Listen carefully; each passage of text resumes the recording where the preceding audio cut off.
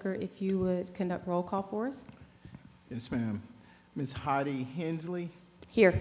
Ms. Claudia Butts, Here. Ms. Linda Davis, Here. Dr. Patricia Yeager, Mr. Tim Denson, Here. Dr. Mumby Anderson, Here. Dr. Lakeisha Gant, Here. Ms. Nicole Hull, and Mr. Mark Evans. Here. And I want to circle back to give Dr. Yeager an opportunity to. She's not on. She's not on? Okay. No. All right. Yeah. Well, we have a quorum, and so we will move forward with item 3. This is our silent meditation and a pledge of allegiance. If you would join us for a moment of silent meditation.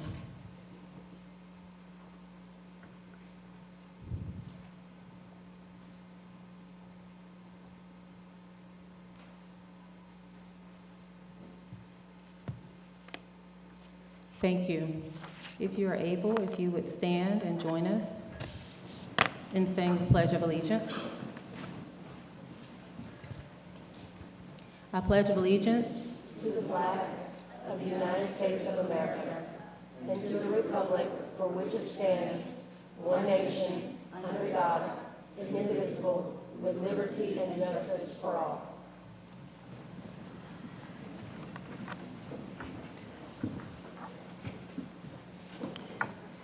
Thank you.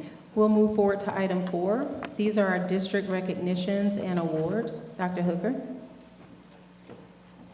Thank you, Madam Chair. At this time, I'll ask Dr. Cindy Moore to come and recognize our recipients for tonight.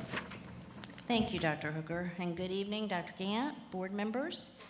Since we were not able to do district recognitions last month, you may remember it was a little wet, we have a little bit longer presentation tonight, but I think you'll enjoy it quite a bit. We are very excited to recognize some outstanding students and staff members who are here with us this evening. We'd like to start tonight by recognizing the winners of our annual Martin Luther King Jr. Art and Writing Contest. Every year, our students are invited to participate in this district-wide contest designed to provide education about and connection with Dr. Martin Luther King Jr.'s legacy through their interpretation of the given theme.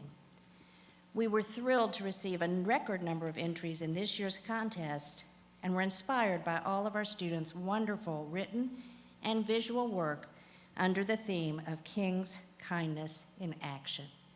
We put together a video that was debuted at the UGA Freedom Breakfast.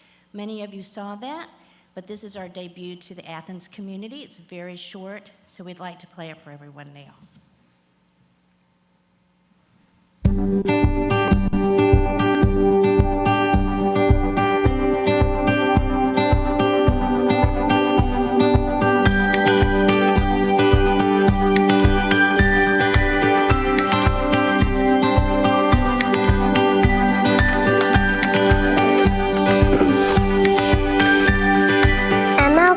Was a leader in every single way. He fought for civil rights, he mentored, he inspired. He had a dream that all people were treated fair and equal. Above all else, he taught us kindness, a cure for blindness caused by hate. Be like Dr. Martin Luther King Jr. Be kind to whomever you meet because being kind is an important part of life. By using my voice and actions of kindness, I can help achieve Dr. Martin Luther King Jr.'s vision for kindness and love for all. I want to be a great leader just like him. I want to be brave just like him and spread joy, kindness, and love everywhere. Dr. King said, "The time is always right to do what's right. It's up to you and me to stop this fight." Dr. Martin Luther King Jr. showed kindness by seeing others not just from the outside, but from the inside. Martin Luther King inspires me to be united and act when called. Even the smallest action can lead to great things. Kindness isn't about quantity, it's about quality and how genuine your actions are. A black man who put up a fight indeed. And did all his hard work pay off? Did he succeed? Yes, he did.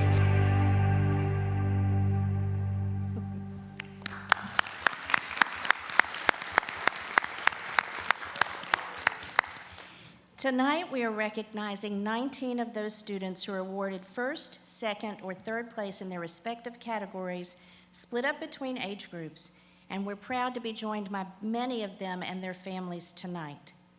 You may have noticed these students' work in the lobby as you were coming in this evening, and we invite you to take another look at them as you're leaving. And as you may have seen by now, these students were in the video. You'll recognize many of them as they come up, and we'd like to invite them to do that just now. Now, just as a reminder, when I call your name, you'll just come up, bring your certificate and ribbon, and stay up here until everybody's up, and we'll take a picture, okay? Assisting me in passing out or in congratulating tonight's winners is Mr. Dan Smith. Dan, come on over. CCSD's Fine Arts, Health, and Physical Education Curriculum Coordinator. And we're going to start tonight with our middle school winners. Now, as I said, some of them are not here because this was scheduled for last month, but we're going to call them all. For the middle school art category, in first place from Clark Middle School, we have 7th grader Bess Stewart. In second place from Coyle Middle School, we have 6th grader Nevaeh Huff. For middle school writing, in first place from Clark Middle, 8th grader Leah D'Angelo.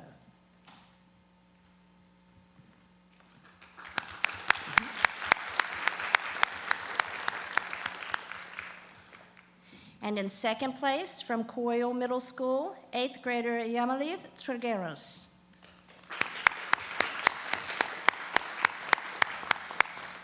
Moving on to our grades 3 through 5 category, for 3 through 5 art, in first place from Chase Street Elementary School, 4th grader Jasper McCullough. Jasper, are you here? No? Yeah, come on up. In second place from Oglethorpe Avenue Elementary School, 5th grader Josie Schumann. And in third place from Whit Davis Elementary School, 4th grader Hazel Schulz. Moving on to our 3 through 5 poetry category, in first place from Howard B. Stroud Elementary, we have 5th grader Jocelyn Daniel.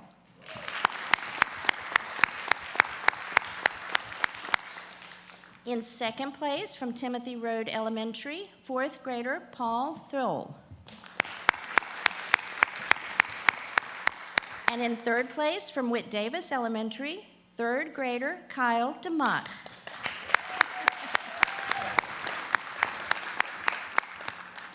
Now for our 3 to 5 prose category. In first place from J.J. Harris Elementary, 5th grader Junior Zata. In second place from Chase Street Elementary, 5th grader Ryan Watkins.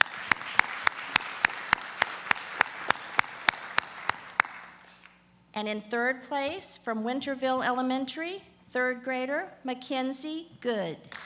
Have you all right. And now for our K2 categories, starting with K2 Art.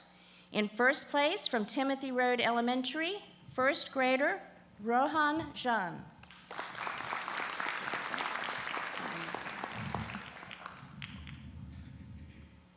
In second place from Cleveland Road Elementary, kindergartner Julie Camacho.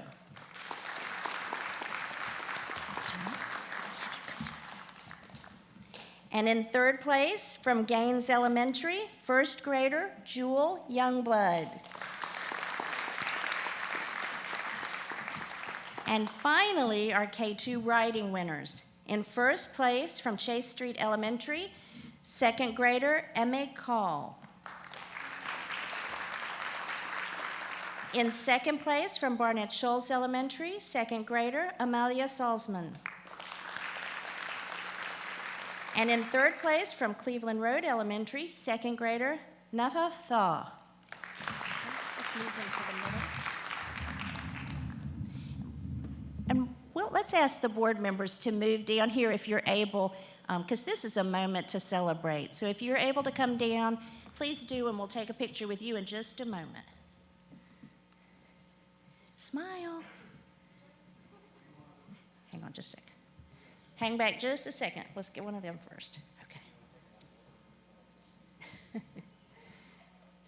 Their parents will thank us one day, so just hang on a minute. Okay, there we go. All right. That's good. Now scoot in, sweetie. Perfect. Okay, let's get that.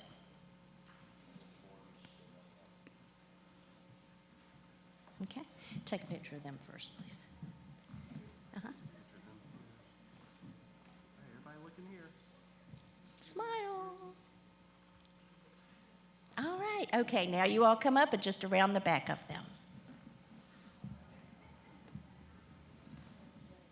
While we're doing that, let's give another big round of applause for these students.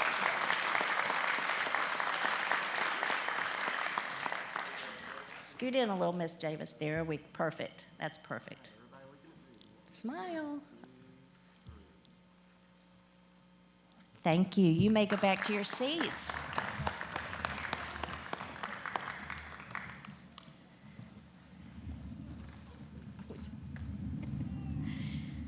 All right. Now, our MLK winners are free to stay, but you may also go if it's bedtime or homework time. It's up to you. And we'll give just a few minutes for everybody to make their way out.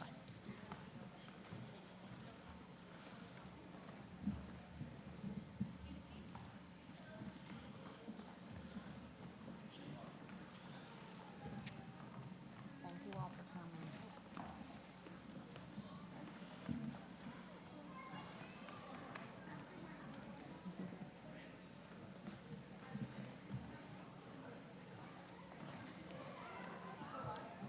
And for those of you left, these seats on the front are free for you to move up if you'd like to do so.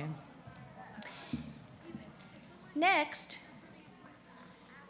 we'd like to recognize the winners of the 2023 CCSD District Spelling Bee. The Spelling Bee was held January 27th here in this room and featured the school-level winners from our 14 elementary and 4 middle schools, which you will see here on the screen, all of their names. Tonight, we're excited to have with us our top 2 placers. Starting with our runner-up, Gabriel Marcos Ventura, 5th grader at Winterville Elementary.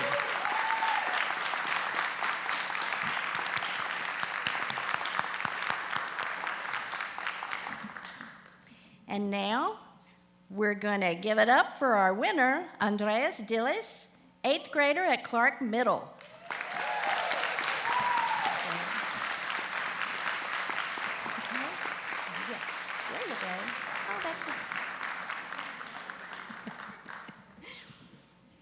Andreas will be advancing to the Regional Spelling Bee on February 25th at Putnam County High School, where he will compete for a spot in the State Bee, which will be held March 17th at Georgia State University. Congratulations again to both of our students. All right.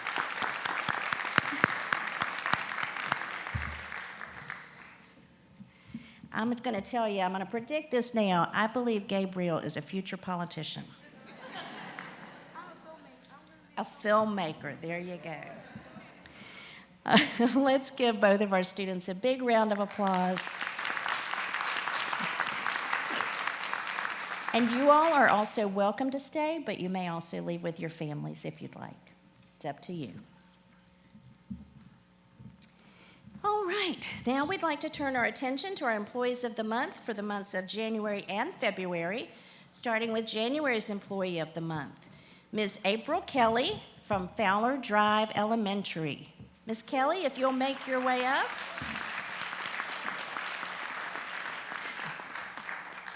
We're going to put you front and center, Ms. Kelly, while I read all about you. She is in her 15th year at Fowler Drive and is a paraprofessional in the school's special education department during the school day. But as many of you know, her work does not stop at the end of regular school hours, as she also serves as coordinator for Fowler's after-school program. Ms. Kelly received several nominations for this award, a combination of colleagues, parents, friends, and community members who agree that she is always reliable, always willing to go above and beyond, and is a true blessing to CCSD. Fowler Drive Principal Pamela Garcia describes Ms. Kelly as a warm, loving, and dedicated paraprofessional who will do whatever is needed to help support the students at Fowler Drive Elementary School. Not only does she support our students in the classroom, Ms. Garcia says, but she is also the ASP director. Mrs. Kelly plans many activities for our students in the ASP, such as a field day, holiday event, and movie night.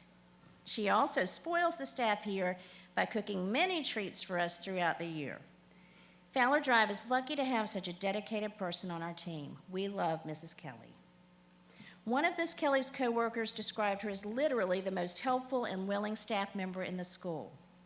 Another nominator wrote that she represents the 3 Ds: dedicated, determined, and dependable. Anyone Ms. Kelly comes in contact with would agree that she has a special passion and is a loyal employee who loves her job, her coworkers, and most of all, her students. This was summed up in one community member's nomination of Ms. Kelly, who wrote that her students are all hers and she treats them like they are truly her children. She loves and participates in all activities with enthusiasm. She can be firm, however, she rarely has to because the relationships she has established. She dedicates all she has to the school and the students, and she coordinates after school, which allows her to love even more students and their families. I've seen her many times at Walmart with items in her cart for her class or her ASP students or her coworkers. Please believe me when I tell you she is special and deserves to be recognized. Please join me in welcoming our Employee of the Month, Miss April Kelly.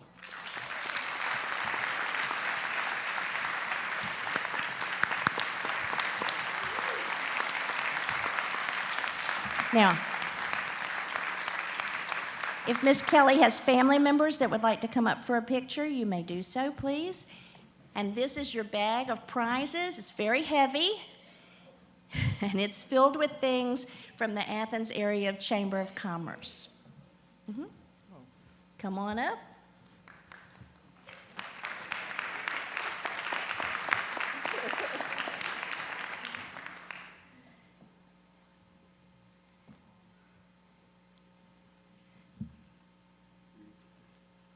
Thank you, and thank you all for sharing your family member with us. It's heavy, I told you it was heavy. Open it carefully. All right, our Employee for the Month for February just started. Now, listen, because you're gonna think you are mishearing me. His 50th, 50, year of continuous service to the district, Mr. Gonzalez Zake Adkins. Woo.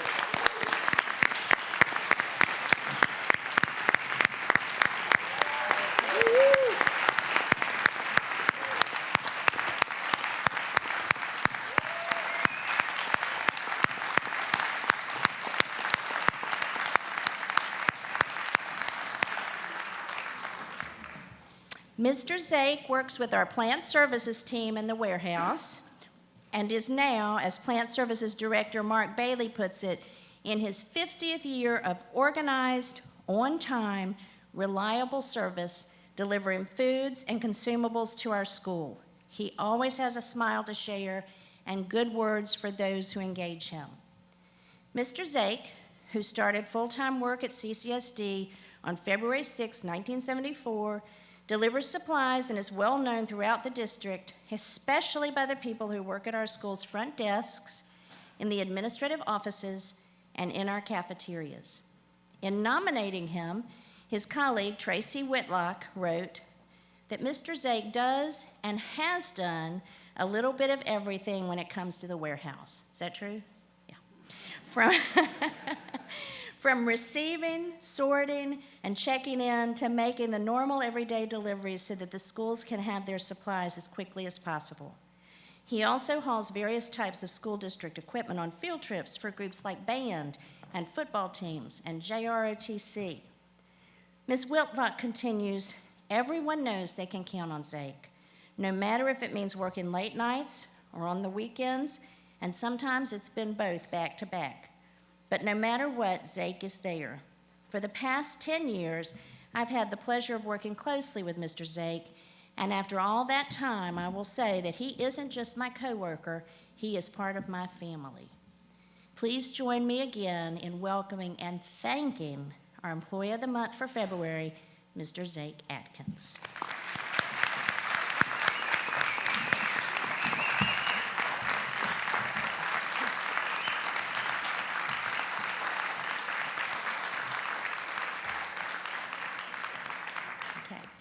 Now, if Mr. Zake has some family members who want to come on up, we'll take a picture.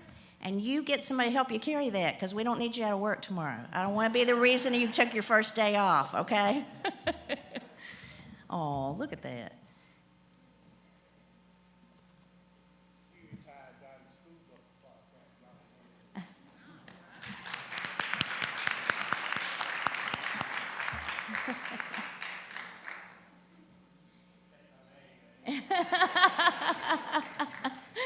We surprised Mr. Zake with balloons at work, and I think he was getting a little tired of waiting because he usually leaves at 6:30, but we couldn't get there that early. So, all right, smile. Thank you very much.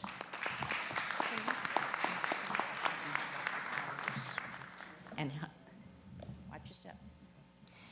Congratulations again, and thank you once again to the Athens Chamber of Commerce for being a devoted sponsor of this monthly award, and to the many businesses and organizations that contribute to the monthly Employee of the Month Give Back. As a reminder, anyone from the community can nominate a CCSD employee for Employee of the Month by following the link that Scott will put up on the screen in just a second. You will find more information on our website, on our social media channels, and in our monthly newsletter. That's it for PR and communications presentations, but I would like now to turn the floor over to Dr. Blankenship from our Human Resources team for a special presentation.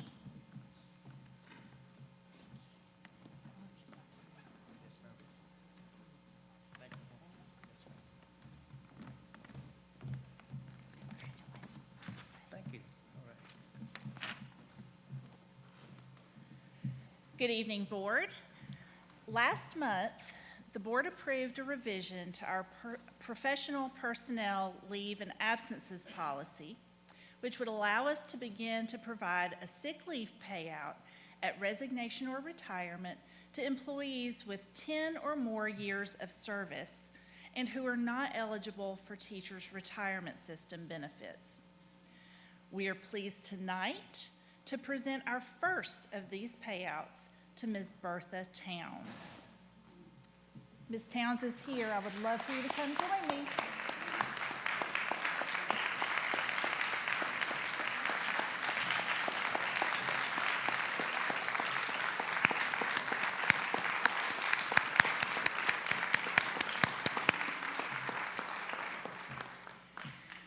Now, if I had given everyone an opportunity who wanted to say something about Ms. Bertha, we would be here much longer than we were last Thursday night. So I have tried to accumulate those comments here. Ms. Bertha has been a faithful employee of the Clark County School District for 24 years, serving as a custodian most recently for the central office locations. And when I say faithful, I mean faithful. Ms. Bertha's car was always the first in the parking lot. She was always quiet but friendly, and I personally don't think I ever saw Ms. Bertha sitting down to take a break. She was in constant motion all the time. Her faithfulness and work ethic led to the accumulation of 188.75 sick days when she retired on January 31st. That is the equivalent of a year's worth of sick leave for a teacher in teacher's retirement. So it's about 9.5 months. That earned her the maximum payout under our newly revised policy. And again, I just want to thank the board for being willing to consider that for our public school employees retirement system members. So tonight, Ms. Bertha, we celebrate with you on your retirement, and we're pleased to present you with a check for $6,750.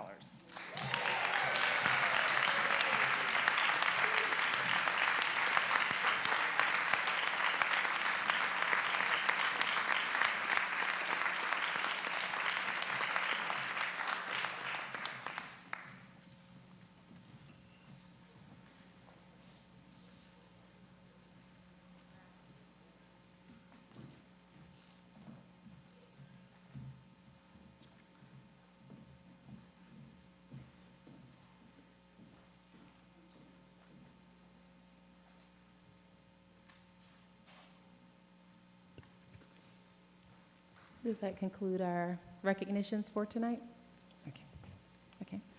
All right, thank you. We will, well, and congratulations to all of the individuals that we've celebrated on behalf of the board. We will move forward to item 5, and these are our board announcement or recognitions. Are there any announcements or recognitions from my board colleagues?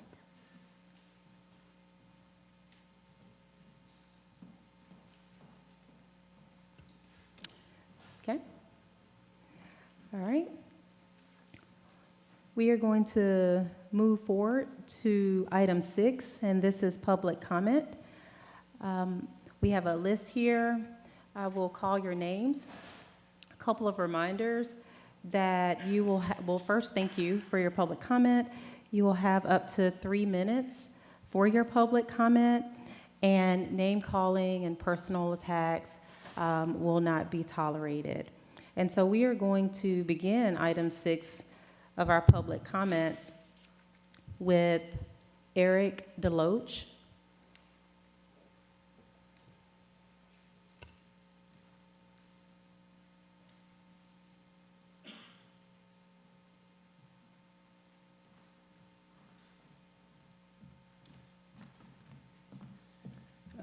Good evening. I'm making a comment for Ms. Johnny Leigh Birch. I want to say, first and foremost, I think that it's for the educators and the teachers this time around. But I want to share 2 things about her: contribution and character. 1966, she came and she was handpicked by the Board of Education in order to help integrate, our great city, the classic city, Athens, Georgia. Her and I think others, professionals, educators came and did that. And this was prior to 1970, when there was a federal mandate that would allow for that to take place. So that is, I would consider that brave, pioneering, coming out, being selected, and answering the call of duty. Now, going to character, as a child, she was friends with my family, and she was always nice to me as a kid, smile, treated me, well, so that I chalk that off to character. Also, when my dad passed, my mother requested her to come and help her in her, it's tough the first year when you lose your spouse, if any of you know grandparents or whoever, but she came and helped and that is character. And lastly, I had no earthly idea whatsoever that the greatness of what she did, the contribution that she made, that in fact led to the board being, integrated, the city being integrated, the schools. She never mentioned, never boastful, proud, or anything like that, had no idea. So she's a humble person, capable person, And that's the 2 C's, contribution and character. So I submit to you that solely she should be honored to replace the name of Chase Street School due to her contribution uniquely and her character. And also the other teacher. Thank you.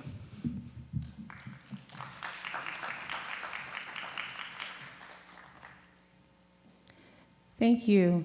Our next speaker is Tanya Ward.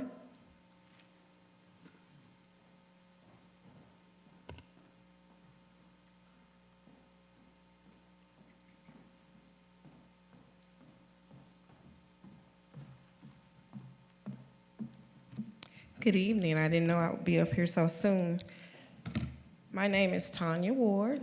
I was employed with Clark County School District for 19 wonderful years. I am a product of a Clark County School District from Oglethorpe Elementary to Clark Middle to Clark Central to the University of Georgia. So this is very personal for me tonight. It's a joy to be here tonight and speak in recognition of Mrs. Johnny Burks since being nominated to have Chase Street Elementary renamed in her honor. The renaming of Chase Street Elementary in honor of Mrs. Burks, to me, is one of the highest rewards an educator could receive, in my opinion. When I think of Mrs. Johnny Burks, these titles come to mind: trailblazer, community leader, lifetime educator, lifetime mother, woman of God, lifetime member of Delta Sigma Theta, and a mentor to the multitude. Mrs. Johnny Burke, back when I was at Clark Middle School, set a standard. She took advantage of every opportunity that life placed before her to be direct, strategic, and purposeful in her role as a school counselor at Clark Middle School. Over the course of her lifetime, yes, she has broken down barriers, defeated naysayers, and stood on morals and principles. I know her personally. I know she has no color distinction when it comes to mankind as well. The idea of the school being named in Miss Johnny Burks would be deserving and encouraging. I say encouraging to those that believe in the standards that were set by her years ago, and deserving because that standard she set produced many champions throughout the community. Her legacy will go unnoticed because she touched so many kids, parents, community leaders during her time with Clark County School District. I know this for a fact. Chase Street being renamed in her honor for her hard work would be exuberant. That would be the final exclamation point to the work that she has done in Clark County. Thank you so much.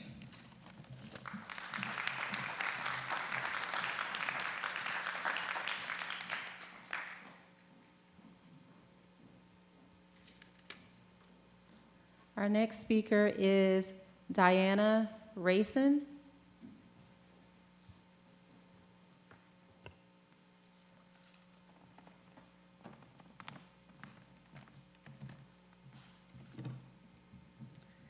Good afternoon. I would like to thank all of the board members for allowing me to speak tonight. I have known Ms. Burke for over 30 or 40 years. I was an aide in the guidance office, and she was the school counselor. When you see a name on a building or a school, you sometimes may wonder, was that person famous? Was they rich? Were they a nice person? Was they a giving person? And sometimes you see all of this in one person. I would have to say that Ms. Burke does have a lot of these qualities. From firsthand experience, I can say Ms. Burke was rich in having a lot of time for the students and their parents. She had a strong commitment to push you, to inspire you, and to reach for the stars and never settle for less. I can remember many days in the guidance office. Just by her dress and grooming, it taught me a lesson. She was a role model for so many. She helped touch and enrich so many lives. I understand by putting a name on a building or a school say a lot about a person. But think about a lot of rich people give up their money, but Miss Burke gave a lot of her time past the 8 to 5 schedule of the day. She had an effect on so many students, myself included, and the community. I am so grateful for having the opportunity to work with her over the years. And just this past year, out of the blues, I received a card from her, and she was at an event where I was at. Lastly, if Miss Burke's name is chosen to replace Chase Street Elementary School, it would be a great service for the community of Athens. She had a warm and cheerful spirit and attitude. Even when it was hard time, she always kept her composure with the students.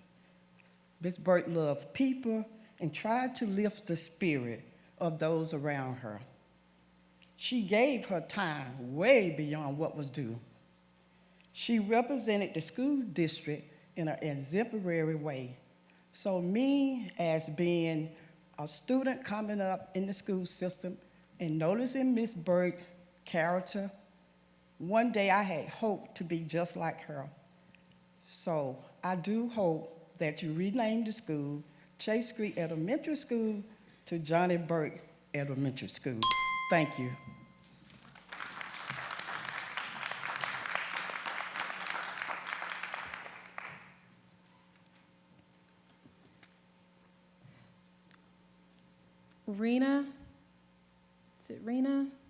Renee Jennings.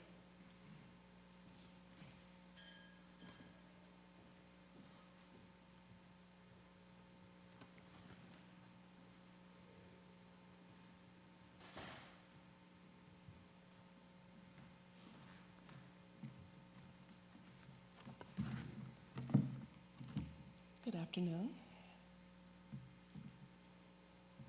My name is Renee Jennings. I'm here to ask you to vote yes on renaming Chase Street Elementary School to Johnny Lay Burks Elementary School. I was born and reared in Athens and graduated from Clark Central High School, where I was a star basketball player. My mother was born and reared on Magnolia Street here in Athens and knew many people when her health failed some years ago. I'm a divorced mother of 4 children, and the person my mother asked to keep an eye on me before she passed is the person I call Mother Burks.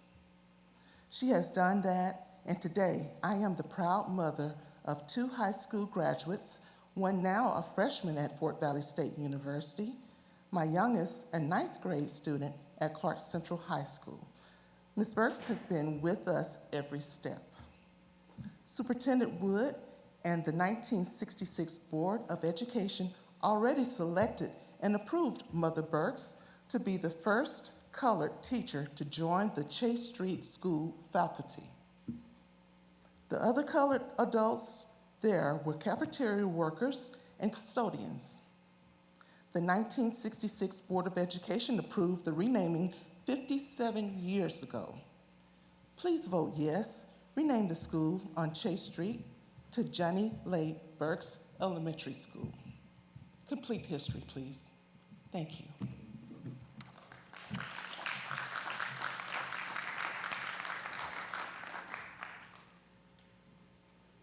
Fanny Smith.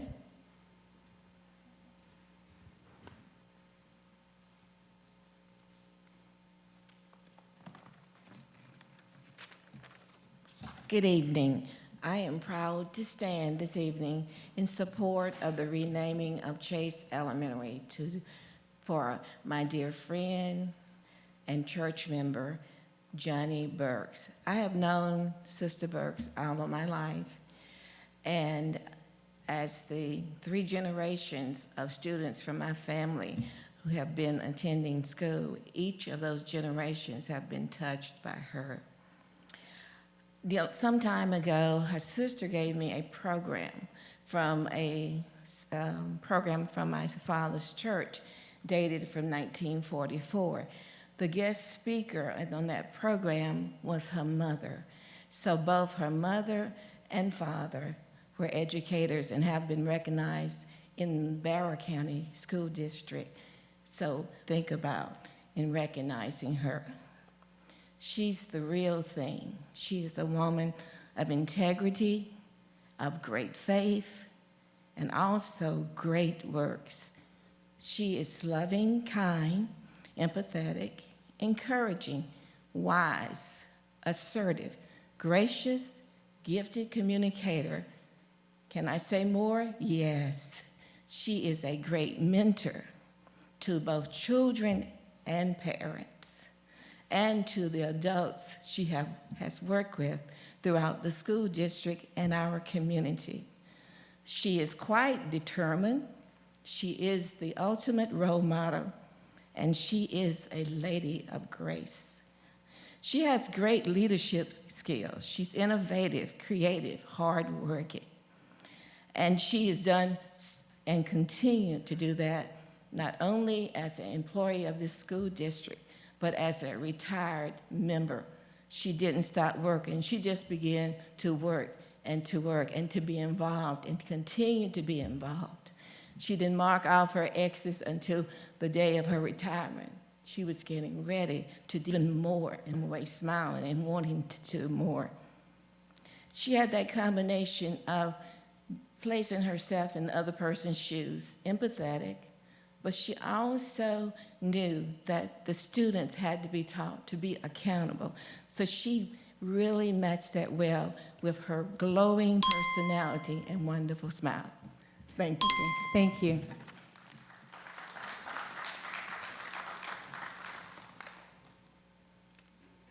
Michael Barnett.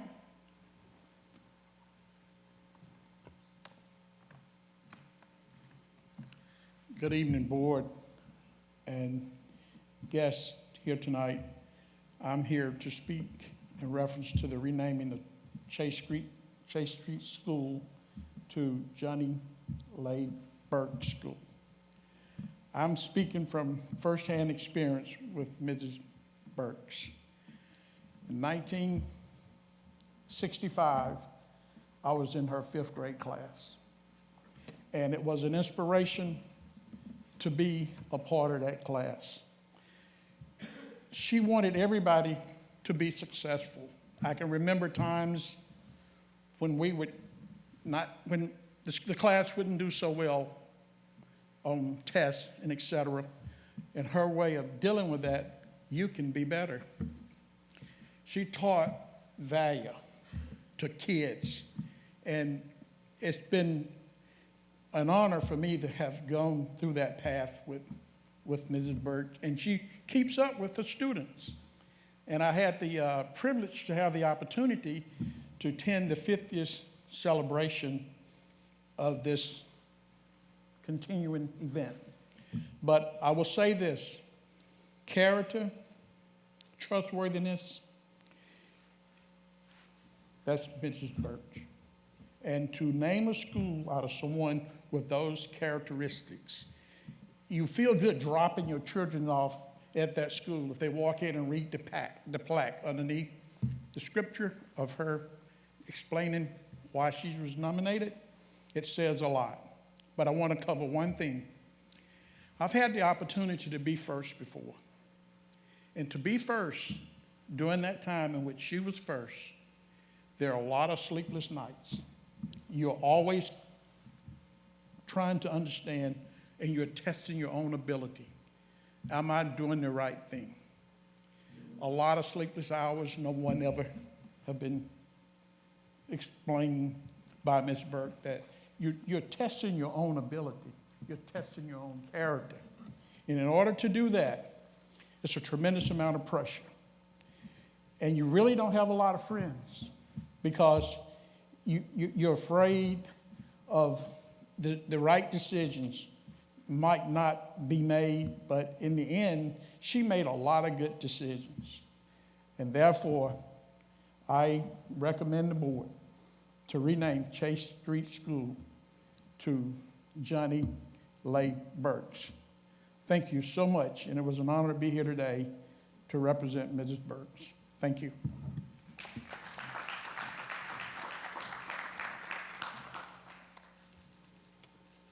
Chris Woodward.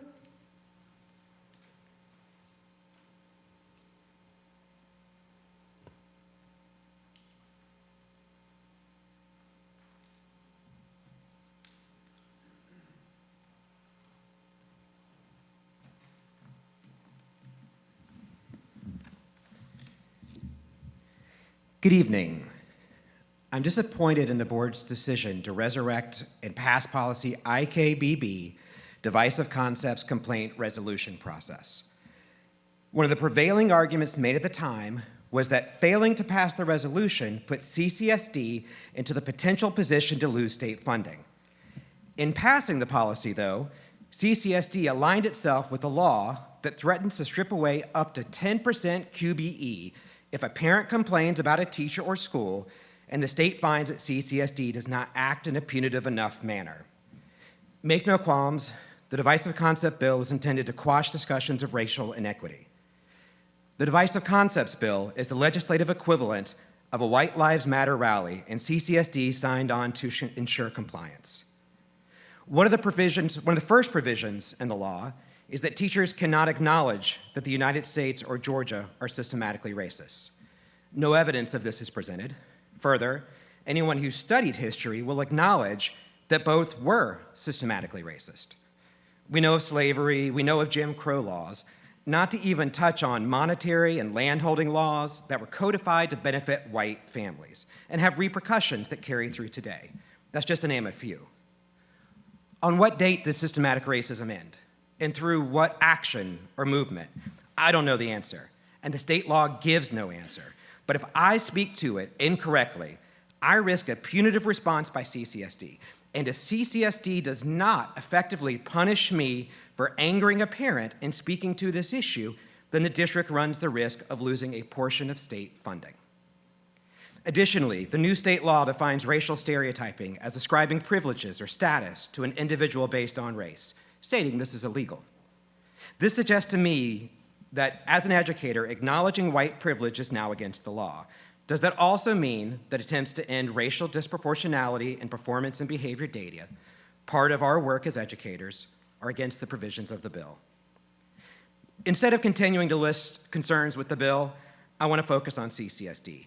What has the district done to ensure that teachers understand how to honestly teach racial tyranny?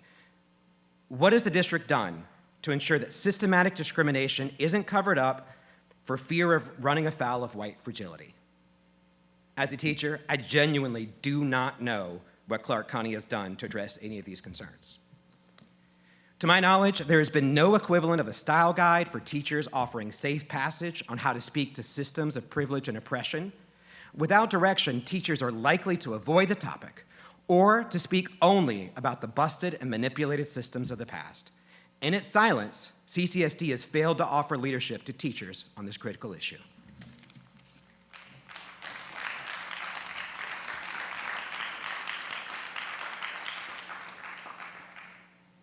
Daniel Epting.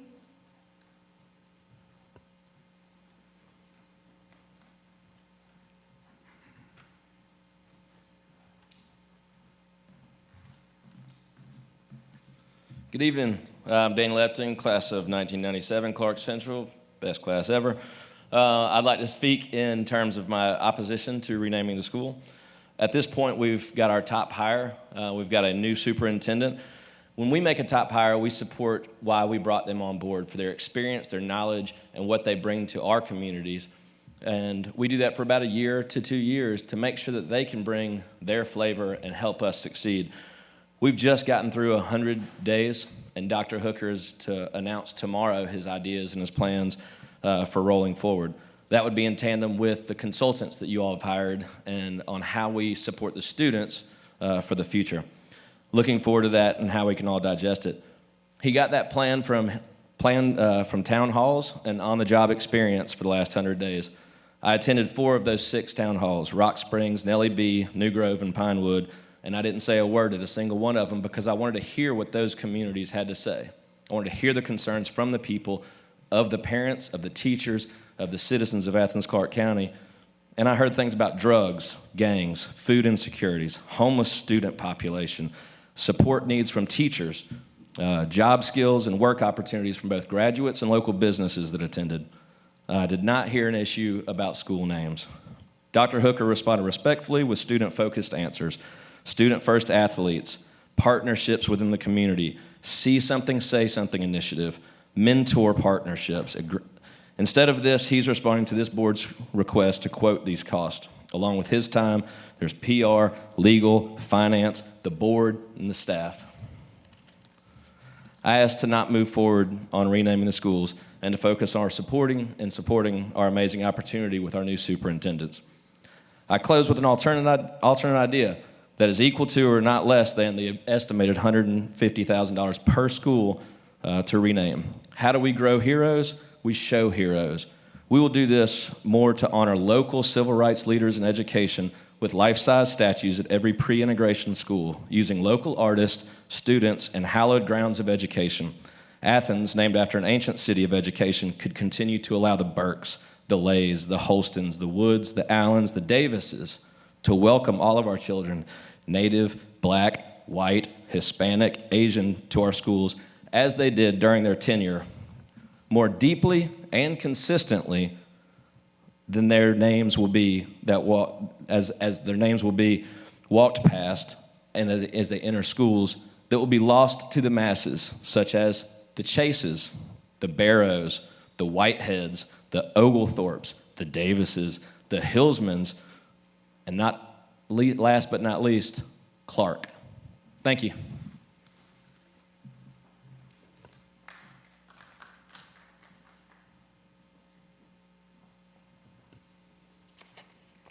Chaplain Karen Nicole Napper.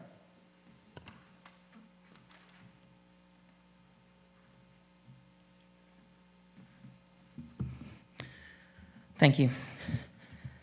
Stony the road we trod, bitter the chastening rod, felt in the days when hope, unborn, had died. Yet with a steady beat, have not our weary feet come to the place for which our fathers sighed. Good evening, Dr. Hooker, Dr. Gant, and esteemed board members. My name is Chaplain Cole Napper, and I was born and raised right here in Athens, Georgia. I'm a proud product of Athens-Clarke County Schools, a district in which my parents both worked as educators for decades. I feel honored and blessed to come to you this day in Black History, in the Black History Month, to ask that you vote tonight to honor the unbelievable impact that Mrs. Johnny Leigh Burks has had on the children, parents, teachers, and administrators of Clarke County Schools by renaming Chase Elementary School the Johnny Leigh Burks Elementary School. Any historian worth their salt knows that to understand history, you've got to go to the archives. And that's exactly what the Milestones in History Commemoration Committee did, and I did too. What I discovered is, during the 1960s, when the school districts around the country were faced with either desegregating their schools or losing their life-saving federal dollars, Clarke County prided itself on being the only school district in the entire country that did not require a court order in order to desegregate. But the truth is, the desegregation plan that Athens told the courts about in the 1960s was never fully implemented. It wasn't true.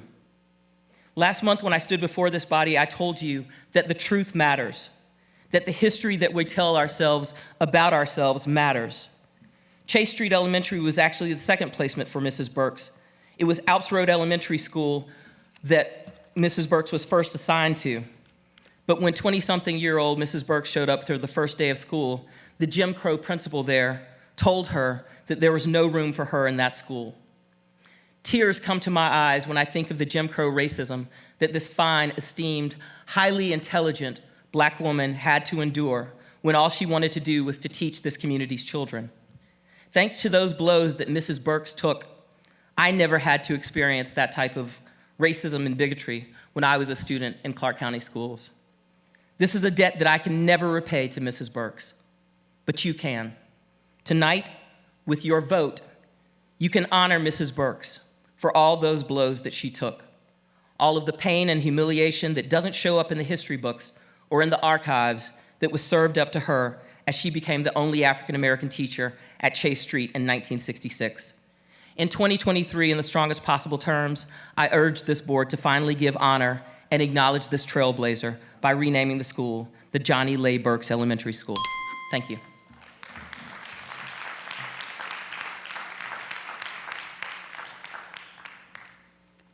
Jamie Mays.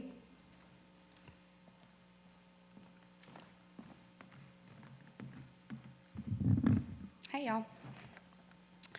A year and 4 days ago, I submitted a request to Ms. Palmer for public comment. When she asked me what I was going to speak on so that she could record it in her record, I replied, thanking the board and encouraging more policies with directives that give them authority. Well, here I am a year later, battle-worn from more than 2 years of activism that has turned me into an organizer. I'm still asking this board to recognize the gaps that exist from relying on people to make decisions rather than developing the policy to do the heavy lifting.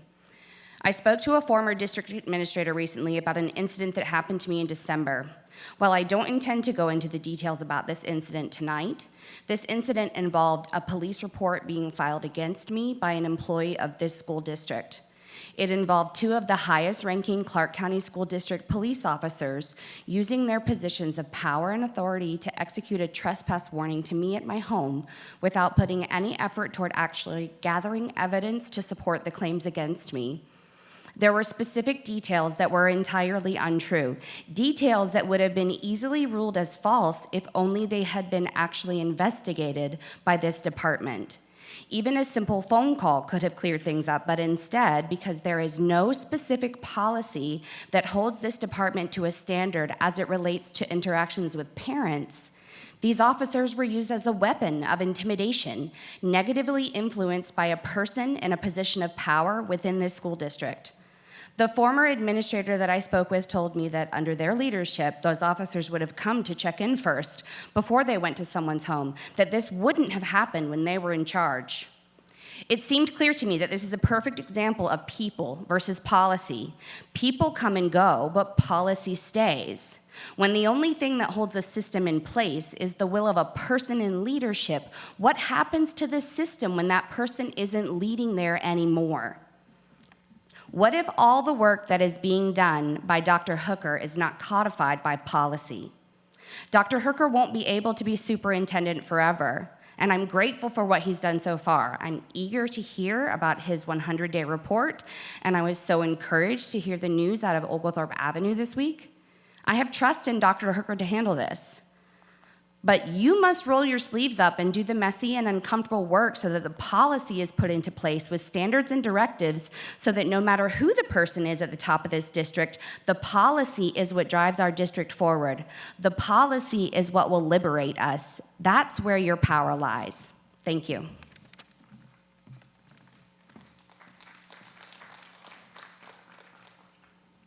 Jacqueline Brown.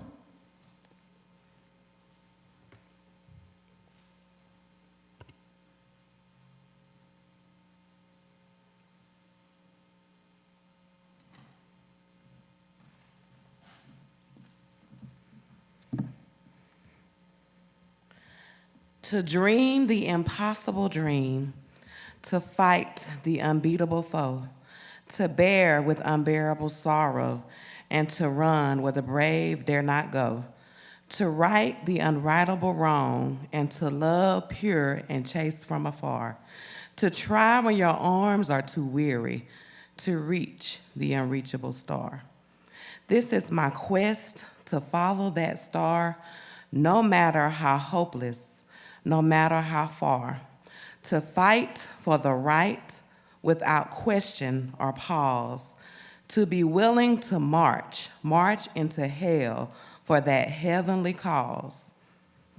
Good evening, everyone. My name is Jacqueline Brown, and I am a second-generation Clark County School District teacher, as well as a product of Ccsd.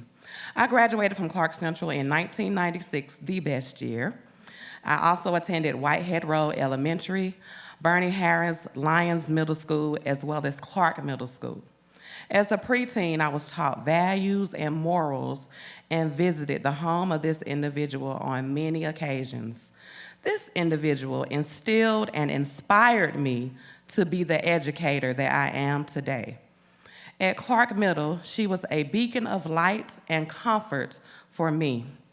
Not many knew it, but I was deeply upset when CCSD rezoned schools and I had to leave my many friends to relocate to another school.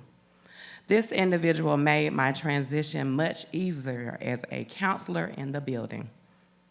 My entire life, she has been giving back to the community and school system. As a retired educator, there is no premise for this for her to do so. She is dedicated and passionate about the learning of our students at CCSD and Barrow County School System, and I can even say across the nation. I've seen her at board meetings, community events, school events, working hard to make CCSD a better place. Now, it is time to recognize her for her efforts. The practice of giving flowers is a societal way to express love, compassion, and thoughtfulness. This custom is so powerful, it can even help us communicate in times when we don't know what to say. Let's give her her flowers today by voting to name Chase Street Johnny Leigh Burks Elementary School. Thank you.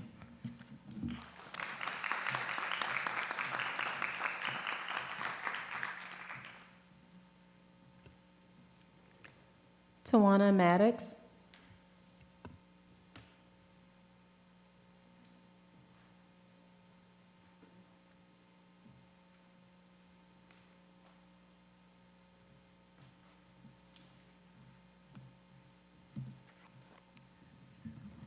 Dr. Hooker, Dr. Gant, and the board.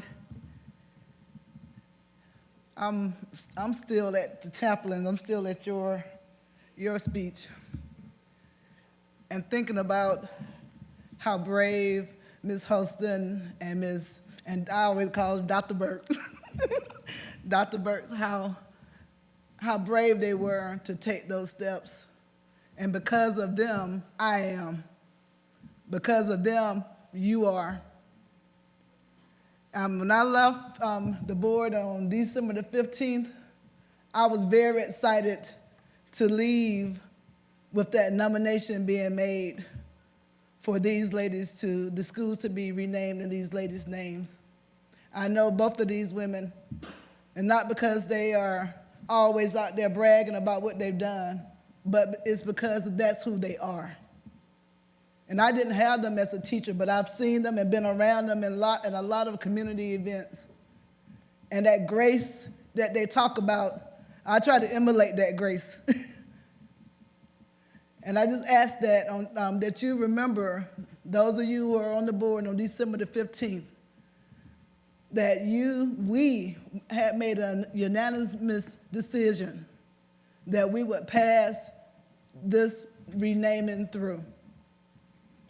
Last week, I was very disappointed as I heard some back and forth, and we had the opportunity on December the 15th, if there were ones who truly did not agree with the renaming, that was the opportunity to say so.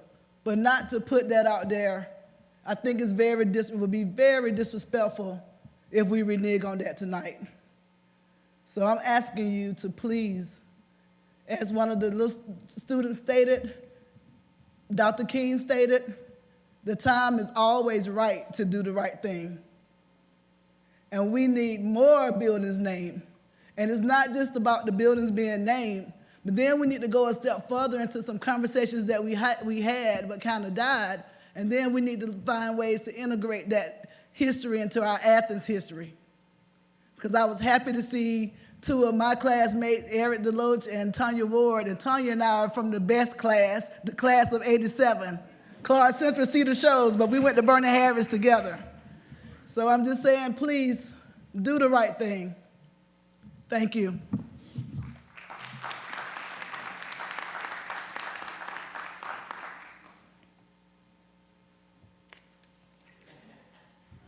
Emily Turner Coleman.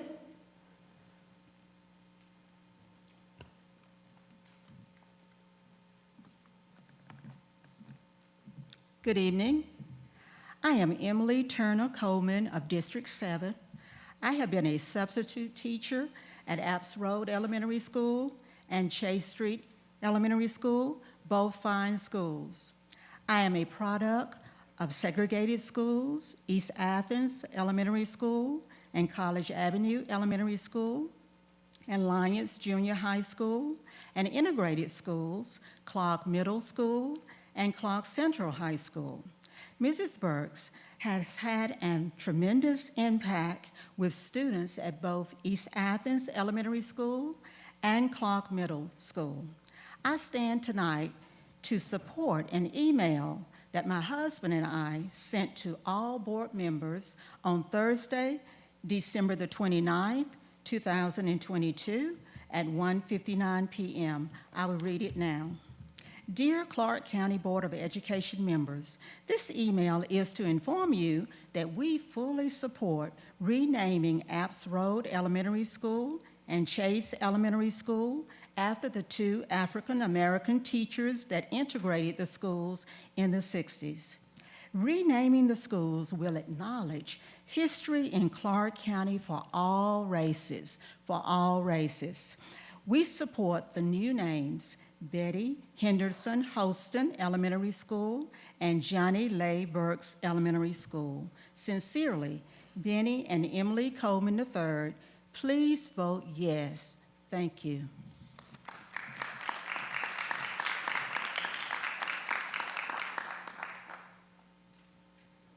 Bill Bushnell.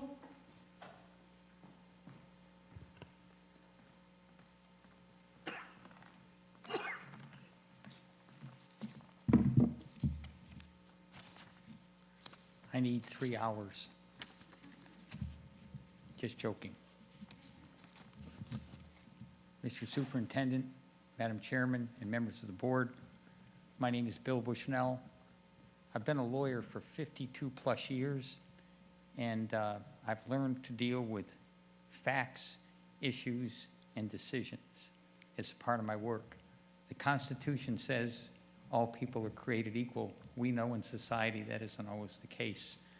But when you look at this situation, and I had a lot more to say, but people that have preceded me on this issue over Johnny Burke have said most of it, so I'll be brief.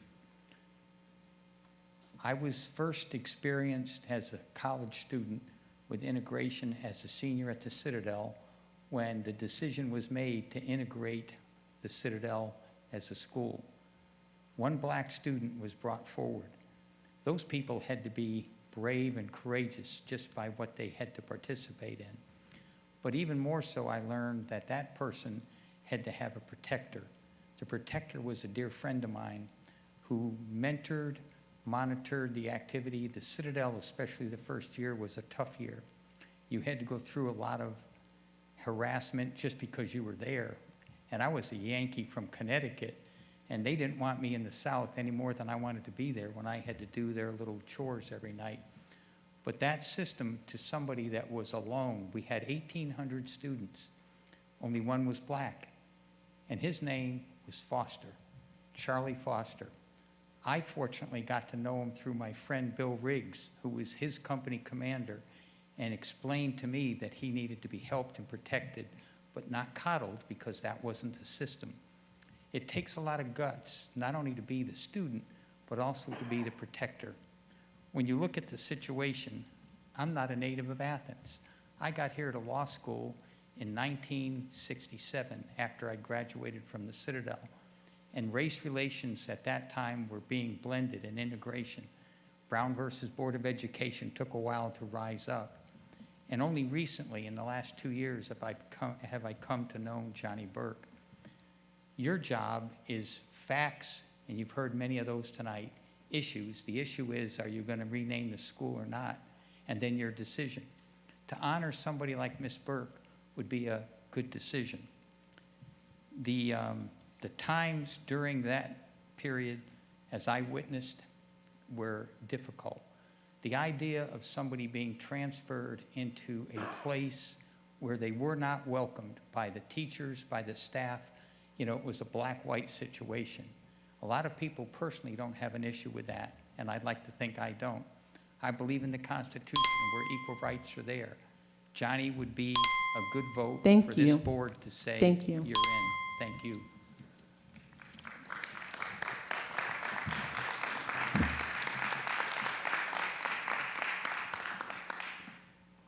Sydney Waters.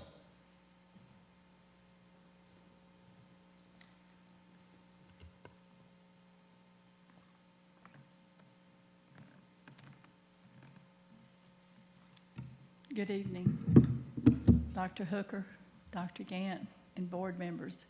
It's been a long time since I have addressed the board. I believe it was 1982, actually, when my daughter got pocket bused from Hillsman to Clark Middle. And at that time, I became a very involved, I took a very interest in the Clark County School District. I hope each of you got my email that I sent to you. It was very quick, very brief, but I just want to share my opinion, everybody has one, with you about changing the name of the schools. Clark County has had a history of naming schools after the street the school is on.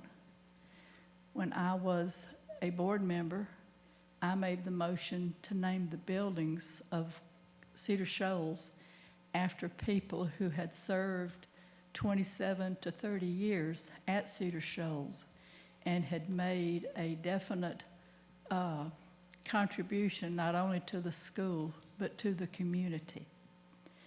And most people citywide know the names of the people whose name is on those buildings. Just as this room is dedicated in honor of Vernon Payne, and the lobby is named for David Nunley and Eileen Nunley for their contributions to the school district and to the community.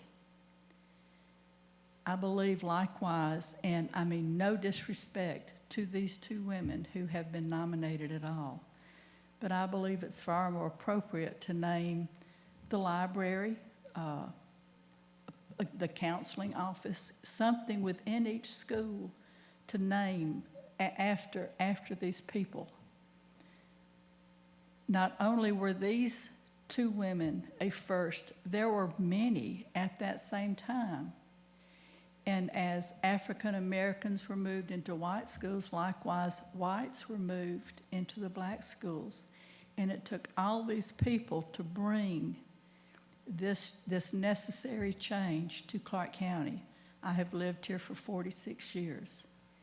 And I feel very committed to this. I also want to comment on an article that was in this week's flagpole pertaining to the business that Ms. Thomas brought in to evaluate the central office and how they, oh, I'm sorry. I'll come back. Thank you. Thank you.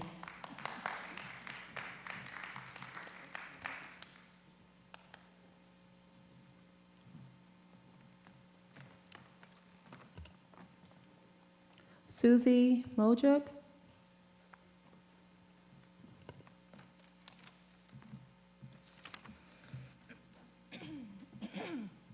Sorry.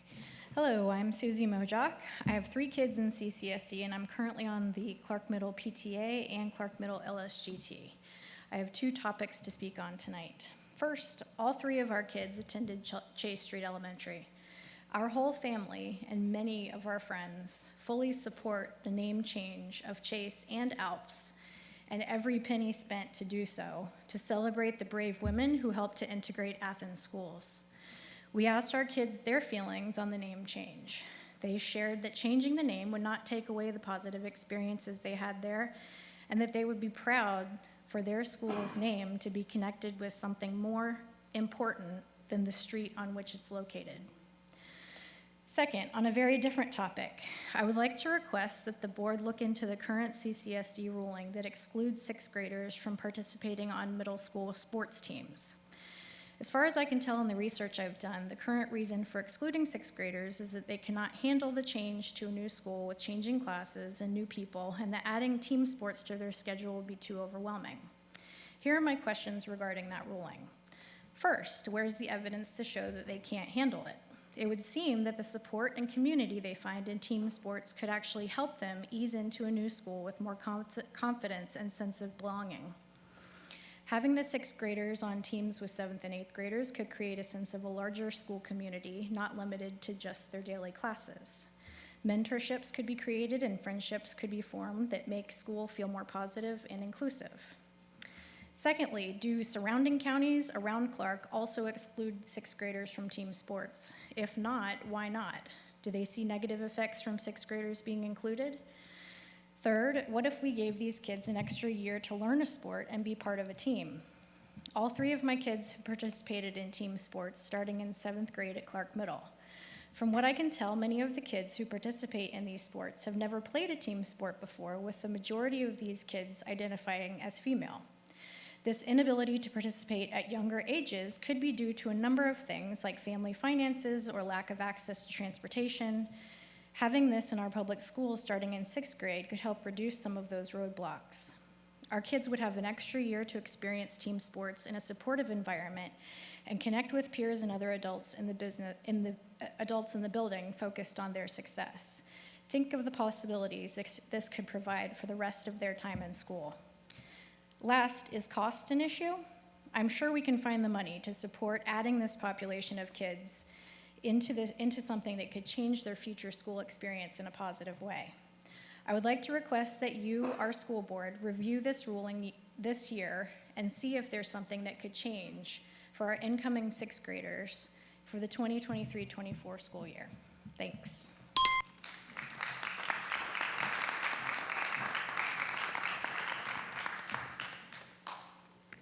Petula Bergs.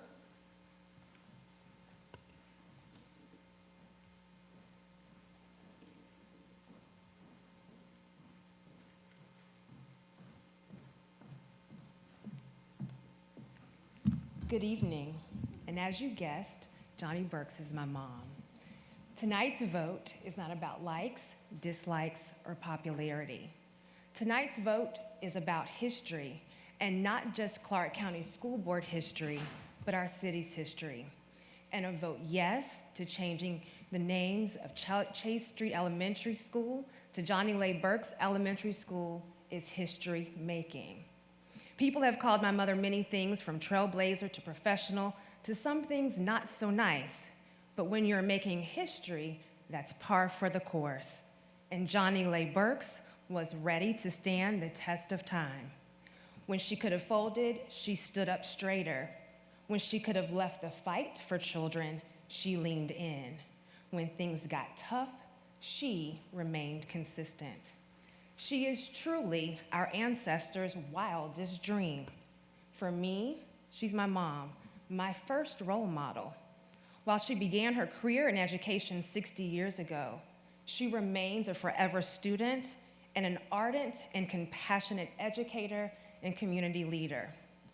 Unlike anyone else in this room, I know my mother best.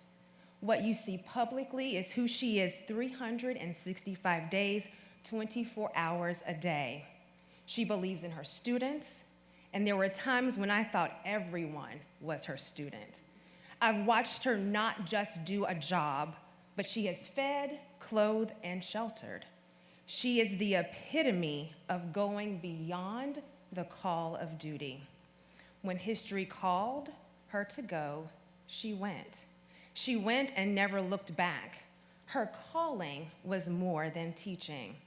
Her calling was making sure that children, no matter their social economic status, were educated. She didn't play favorites, because she knew each child was worthy of a good education, and she made sure that each child was treated with care and concern. Fast forward to tonight, February 9th, 2023. I stand before you because she stood in a classroom in Chase Street Elementary School. You sit in your seats because she decided that being uncomfortable for a short period of time meant opening doors for others. Tonight, we are standing on the shoulders of her history, which is our history. Vote yes to naming the Chase Elementary School to Johnny Lay Burks Elementary. Thank you.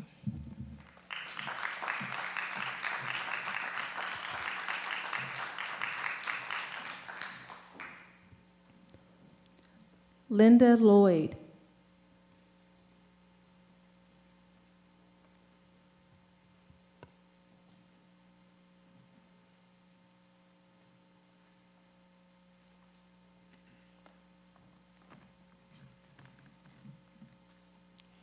Good evening, board and superintendent, chairman. I'm here tonight to speak to you to vote for naming the Chase Street School Johnny Lay Burks Elementary School.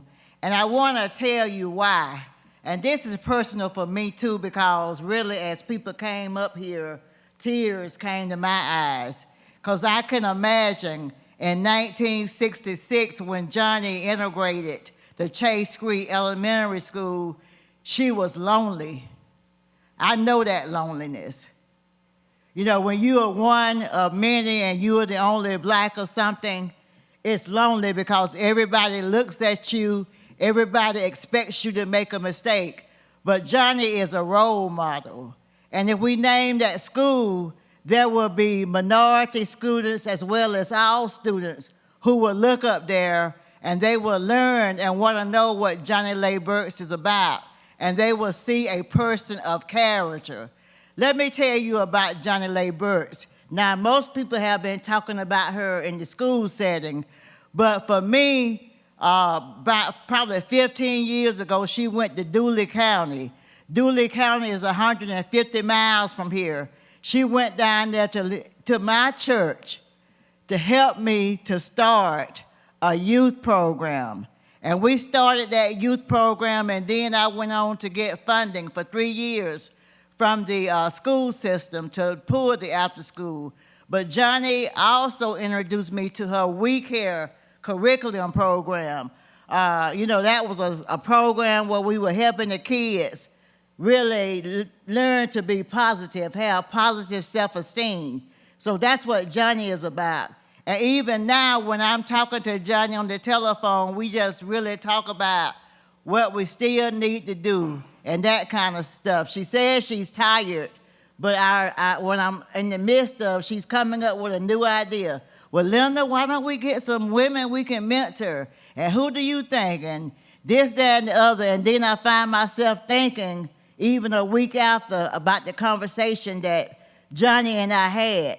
Now, I just want to say, if you want someone with integrity and have some values, you would vote yes for Johnny, and you would think about the kids in Clark County, because I think that's what's wrong with us now. We don't have enough positive role models and minority role models. There are people who have made it, and the kids will have someone to look up to. Now, I just want to say and summarize and make sure you all hear it.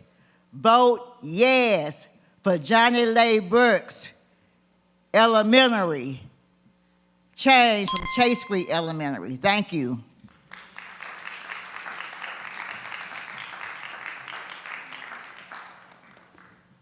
Vivian Alexander.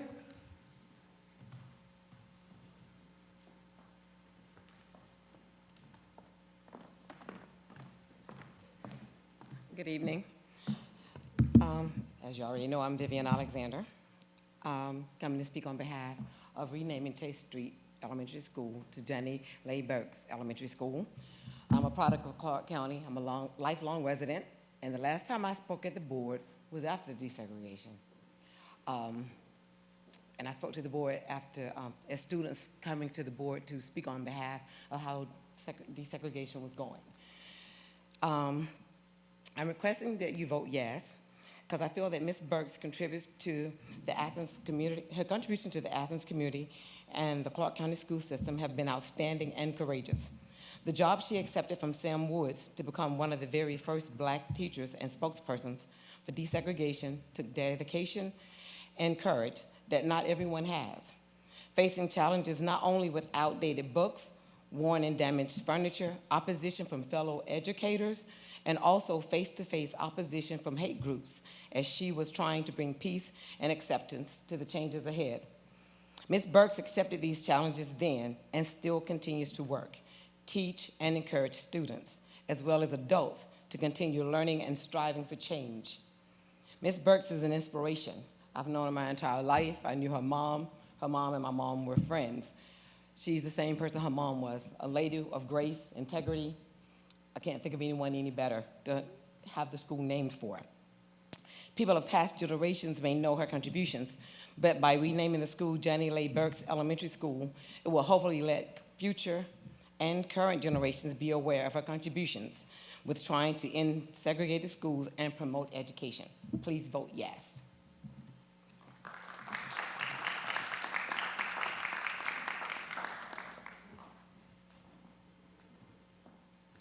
Aaron Thompson Podvin.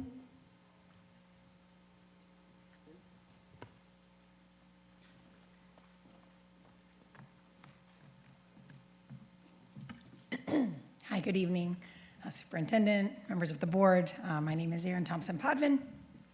I am a parent here in the district. I have 2 children that attend Chase Street Elementary. I'm also actively involved there in PTO leadership. I'm a twice former CCSD employee with our Even Start family literacy programs, with our migrant education programs, and most recently working with our LSGTs, with our family and community engagement, with our family community engagement specialists around the district. Lastly, I'm a product of CCSD, class of 1994, if we are competing, the best class as well. And I am the product of some amazing educators there at Clark Central, people like Marcia Davis, people like Dr. Tony Rucker, people like Dennis Bosquet, who formed the person that I am today. So I'm not here at all tonight to call into question the historical significance and the contributions of the 2 educators in question. And I will support my child's school, no matter the name. I'm here tonight to call into question the process. I've been closely following the discussions around the proposed renaming of Chase Street and Alps Road and have engaged at the PTO level at Chase Street in some discussions, as well as my own discussions with community members. On the topic of renaming Chase Street and Alps Road, I feel that the process has lacked stakeholder input or a clear plan.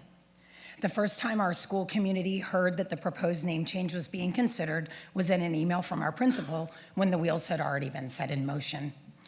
From a pragmatic standpoint, it would seem that something so large as the renaming of a school would have involved stakeholders at multiple levels: teachers and staff, families, school neighbors, and the primary consumers, the students. I think it is safe to say that we would all agree that communication is key to understanding context and buy-in on any topic, and that communication has felt absent.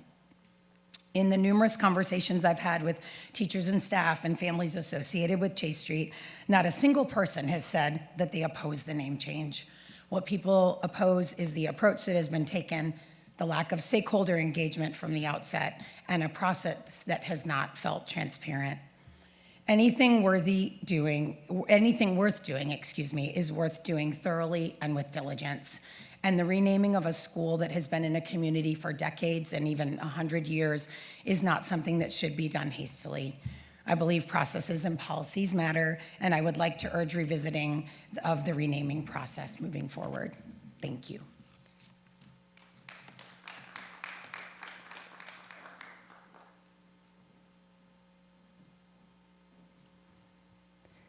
Karina Gallagher.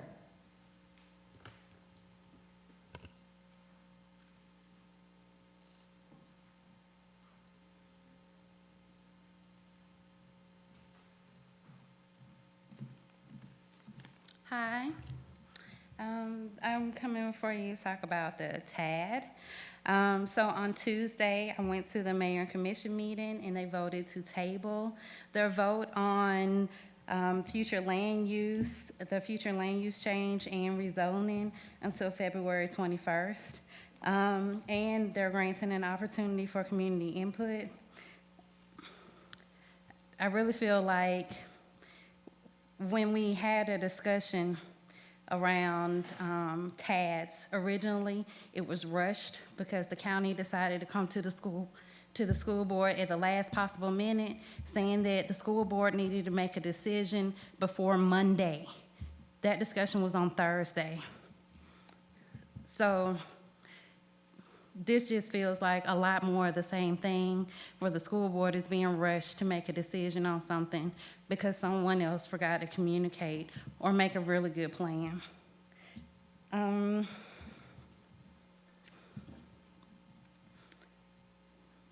I can't imagine that the extension or adding another 13 years to a contract agreement is going to make a really big difference, especially considering if the board considers the fact that there is no community benefits agreement that is in place, nor has a plan been finalized. So agreeing to add on 13 more years, it doesn't make sense to me.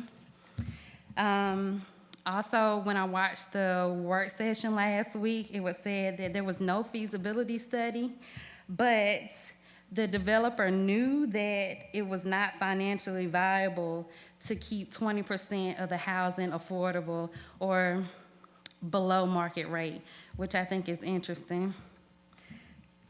So what I came up here to do is ask y'all to, much like the commission decided to hold on, wait until there's an actual plan in place. Hey, Mumpy. Make sure there's a plan actually in place and a community benefits agreement before we go agreeing to do something for an additional 13 years. Thank you.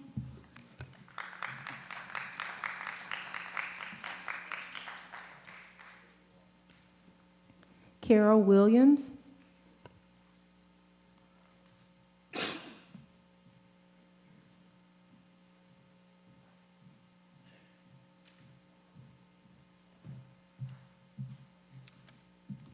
Good evening, Board and Superintendent.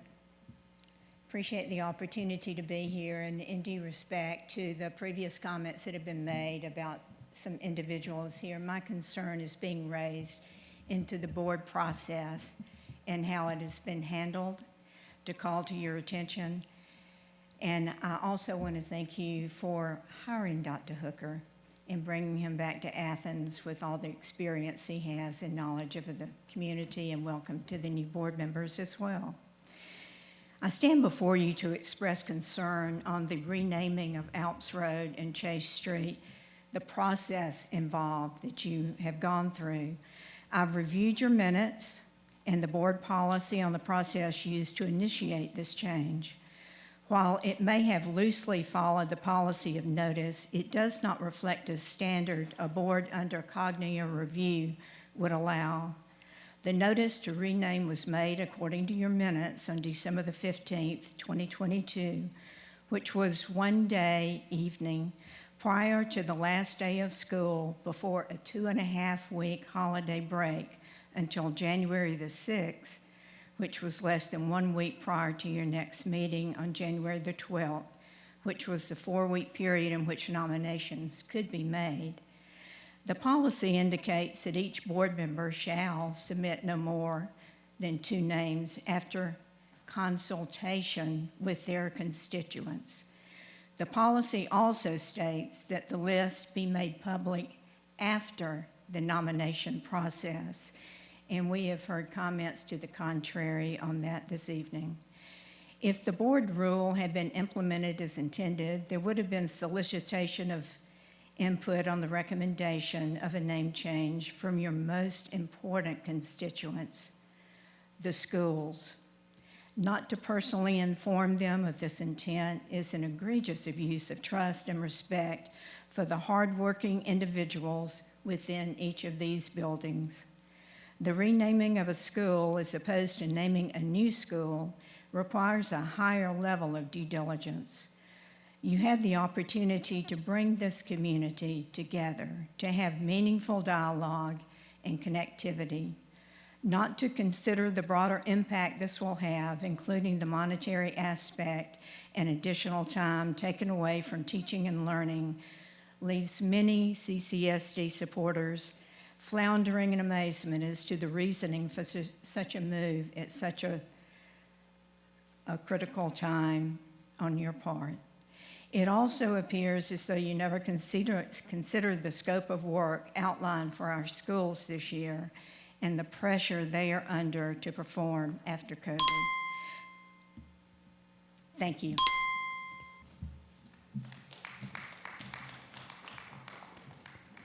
Emily Krim.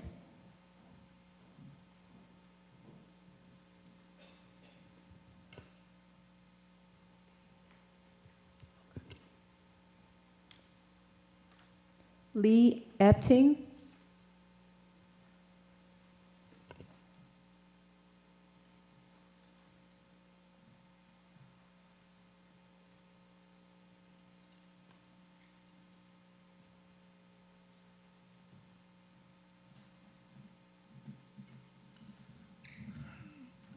Thank you for doing what you do, because I can't imagine. Dr. Hooker, Dr. Hooker, I'm glad to see you back in town and board members. I am a graduate from Athens High School, 1963, a long 60 years ago. I love this town. I love our history. I am a big instigator of saving our history. I would ask you, I can't wait to, I don't know Mrs. Burke, but I can't wait to meet this lady. She must be something else. Wish she'd been my teacher, I'd have been better off. I do have a problem, though, moving in here and changing the name of the school this fast. I don't want to see Bernie Harris. I don't want to see, be careful what you do. I don't want to see Bernie Harris go away, the name there. I would think about, if you can table it, put some more thought into it, I would love to have, perhaps, in the integration when it all happened was Michael Thurman at Athens High became Clark Central's Athens High School, became Clark Central. You had Michael Thurman working with Doc Eldridge. You had two people, two leaders in our community. Now, who knows who Mr. Chase is? You know right now, but you won't know in a few years. Nobody will remember. Nobody knows who John Millage is or Barrow or any of those other names. We know right now, so we're doing it sentimentally and excited right now. But these ladies, if you had in front of Clark Central a statue like you got of Vince Dooley over there, standing with Michael Thurman and the two of them shaking hands, live, almost live people in front of those students when they walk in, they will remember that. They don't know who any of these names are. I went to Barrow School. I didn't know who he was till I was way up in age. I still don't know that much about Chase, and we never liked Chase anyway. It was over there, those are other people. But I've got grandkids there now. It's 100 years old. It has a history, and you have pride in your history. So raising money, those alumni come back and give money to Chase Street. At Barrow Street School, we have remembrances of our teachers and things, and we give money to the school because we know about it. So think about it just a little bit, I would say. Table it if you can. Think about another way that you might honor these people that will be better than just a name that will soon be forgotten after a few generations. All right, that's enough rambling on.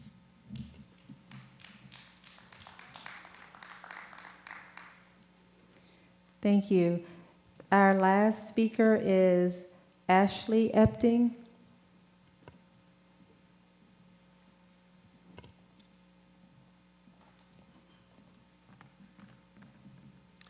Hey there, Ashley Epting, Clark Central 94, also one of the best class. And I will also commend you all. The energy, the commitment that you all have, as well as all the teachers that have been here, makes Athens such a great town. And to be able to have a group that will come through and have conversations about this, to bring ideas about naming together and what it means, I think is fantastic. I'm not sure how I feel on the naming of it. I think it's important. I think these ideas of statues and other ways and how you all or other civic leaders make a decision of whether you name a library or a school or a road are difficult decisions. And so, one, I appreciate you all taking that on your shoulders to do, and it's tough.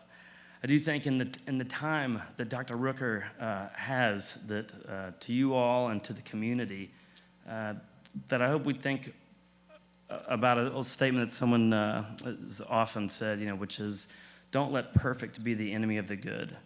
And so even outside of this one instance, having the time and the patience as community members to sometimes hold an idea back that has no relationship to this idea, but to hear what this plan is going forward and to find the ideas that are putting forward that take us into a place of something existing, not always just changing something. And again, this may be a great change, but the needs that we heard at those speeches that Dr. Hooker said and the needs that have been put out there are, I think, where the future momentum needs to be put forward so that we can make this community have one of the best education systems. And I can't wait to meet some of the heroes of the next generation, some of the people that are doing that right now. The last kind of thought on that is that while it's a complicated thing to look back, there's lots of rough, terrible history in our country and our state and our community. For all of us now, our history is now, and I look forward to what you all are doing to make this an incredible community for our children and the next generation. Thank you.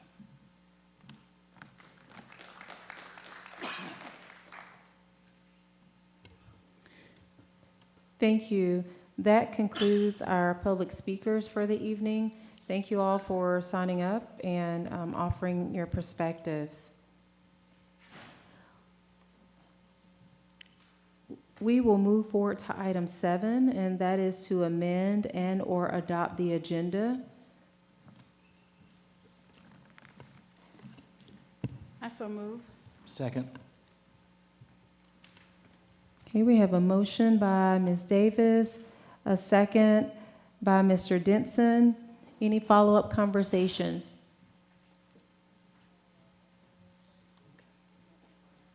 Okay. All right.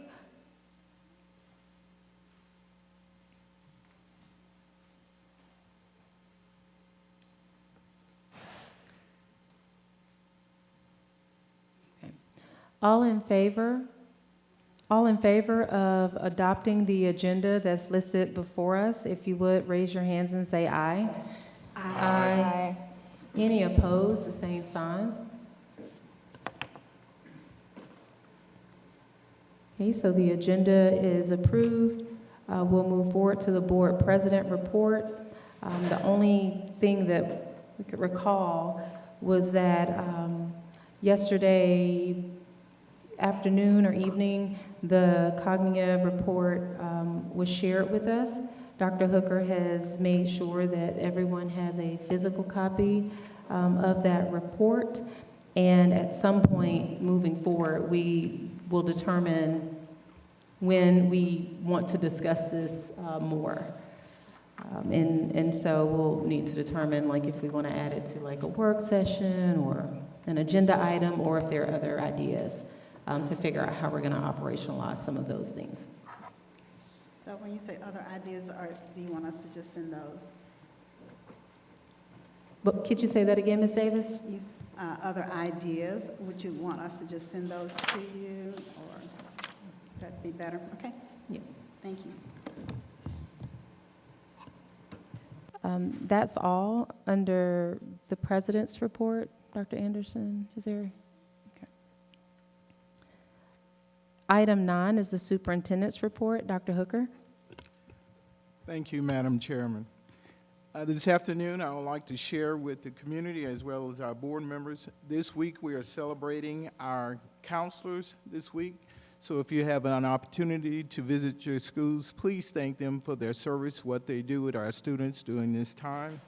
Also would like to remind you that on February the 15th through the 17th, we will have early release for our high school students.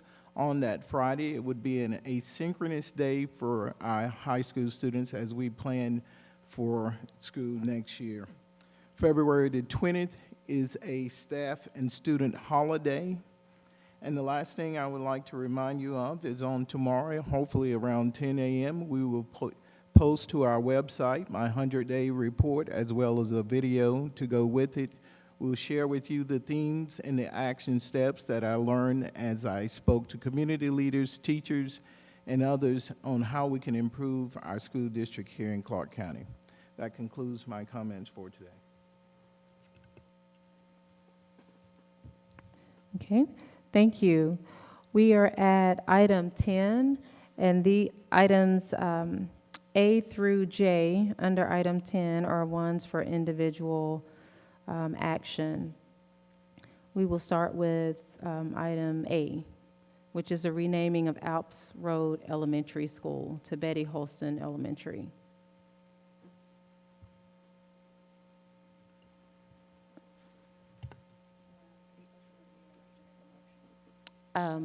The floor is open for either. Yep. I move that we vote to rename Alps Road Elementary to Betty Holston Elementary. I second that motion.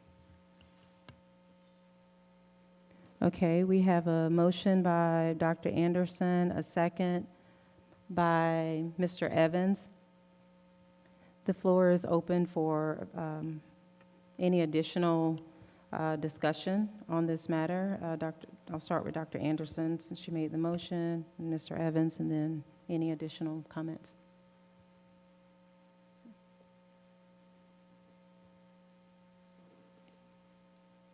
I have no additional comments. Okay. I do have a question. Is there a recommendation from Dr. Hooker? The recommendation from Dr. Hooker, as I've spoken to all board members this week, I am of heart at this time that we hold off on voting on this, that I'm not opposed to, first of all, let me make this clear. I am not opposed to renaming of the schools. Again, I believe that the process we need more community input before we make this decision. That is my recommendation. Thank you. Thank you, Dr. Hooker. Any additional follow-up for that motion? Can I say something real quick? Sure. The last meeting that we had, I think it was last week, I still stand firmly on that, on my opinion that we do need to revisit this policy with a closer lens on including stakeholders. However, after today's meeting, or after the public comment, it looks to me like we're hearing from a huge constituency in our community that for some reason in these conversations that we have, we don't consider them constituents of our community.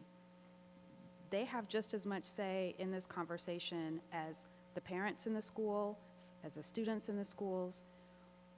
So we have heard from many community members in our emails and in our public comment today that support this decision. And so while I will stand that we can absolutely pull this policy and revisit it, we have heard from our community, and they overwhelmingly support this decision.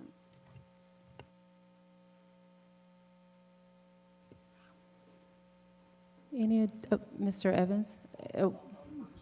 Okay. Thank you. And I had one question and then some comments, and a question to Dr. Hooker on that. I know that your office was working on trying to get a cost estimate for how much it was going to cost for us to do the renamings for each school? Is there any progress on that, or? We're still researching that. As you know, in renaming a school, it's not as easy as just going and getting bids and say changing the name of a school. We are in communication with Atlanta Public to see how much it costs when they rename schools, other school districts. We're looking into that.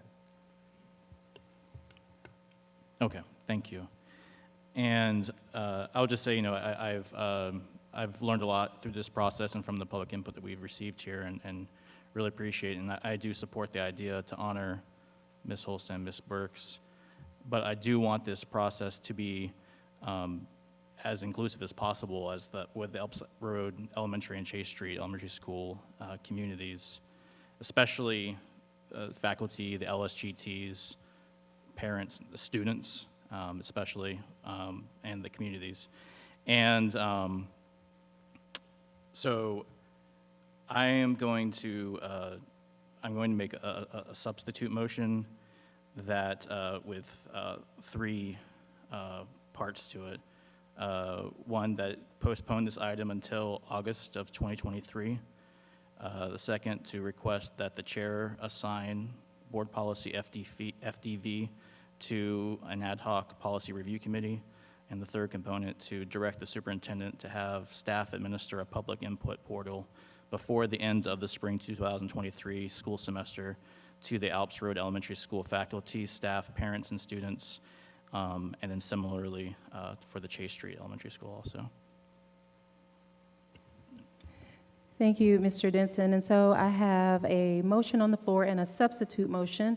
I want to be sure I understood the three parts. I have postponed the decision until August 2023, assign policy FDV, I think it was the. FDE to, did you say an ad hoc? To whatever, Okay. to what, yeah, ad hoc Okay. policy review. Okay, and then the third part is, can you state the third part again? Of course, to direct the superintendent to have staff administer a public input portal that they can design before the end of the spring 2023 school year to the Alps Road Elementary School faculty, staff, parents, and students to gather input on the proposed name change. Okay. And so I have a motion to postpone the decision until August 2023, to assign an ad hoc committee for policy FDE, and for the superintendent to create a portal for some form of input from the ALPS stakeholders. Did I hear that? Okay, so that's the substitute motion. Is there a second? One note, it's FDC, I believe, not E. Excuse me. Corrected. That second part of that motion is FDC. I second. Okay. So the substitute motion we have is by Mr. Denson and Ms. Davis. Any follow-up discussion on that substitute motion? Mr. Evans. We've tabled this issue for 40 years. It needs to come to a vote. These folks did something extraordinary. And we need to recognize them extraordinarily. And we don't take the naming of schools lightly. I mean, you've had since December the 15th to make your views known on this. I have been stopped many times at Bell's, Kroger, Publix. Yeah, we eat a lot of food in the Evans house. All right?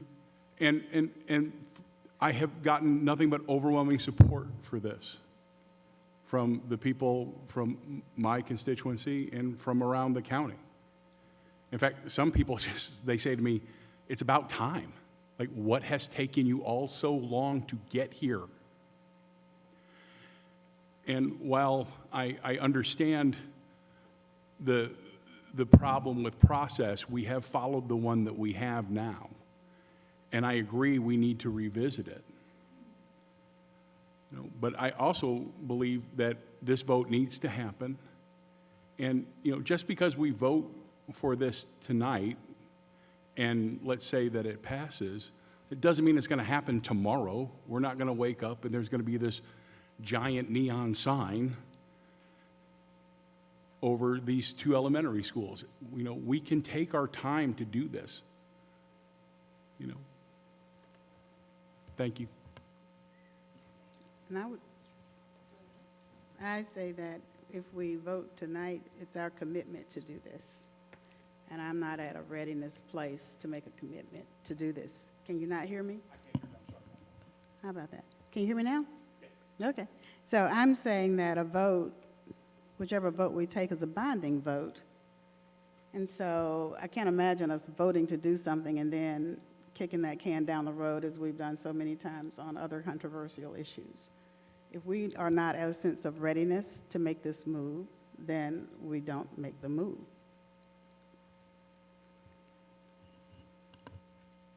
I'm in agreement.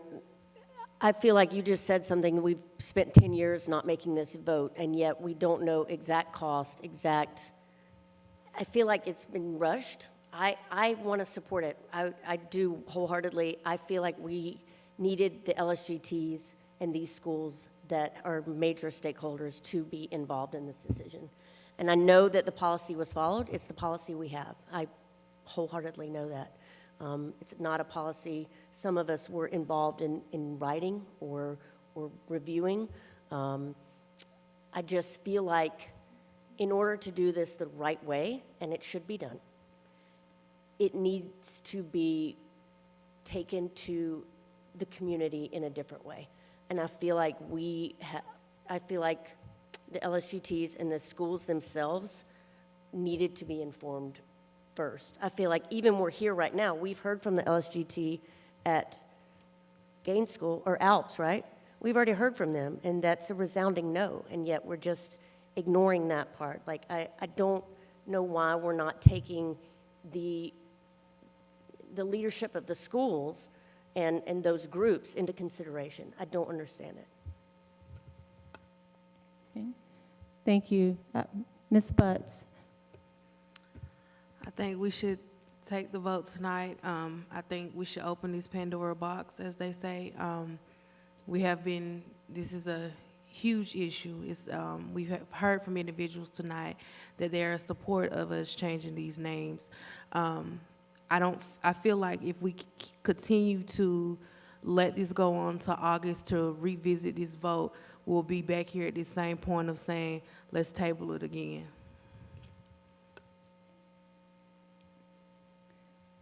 Ms. Hall.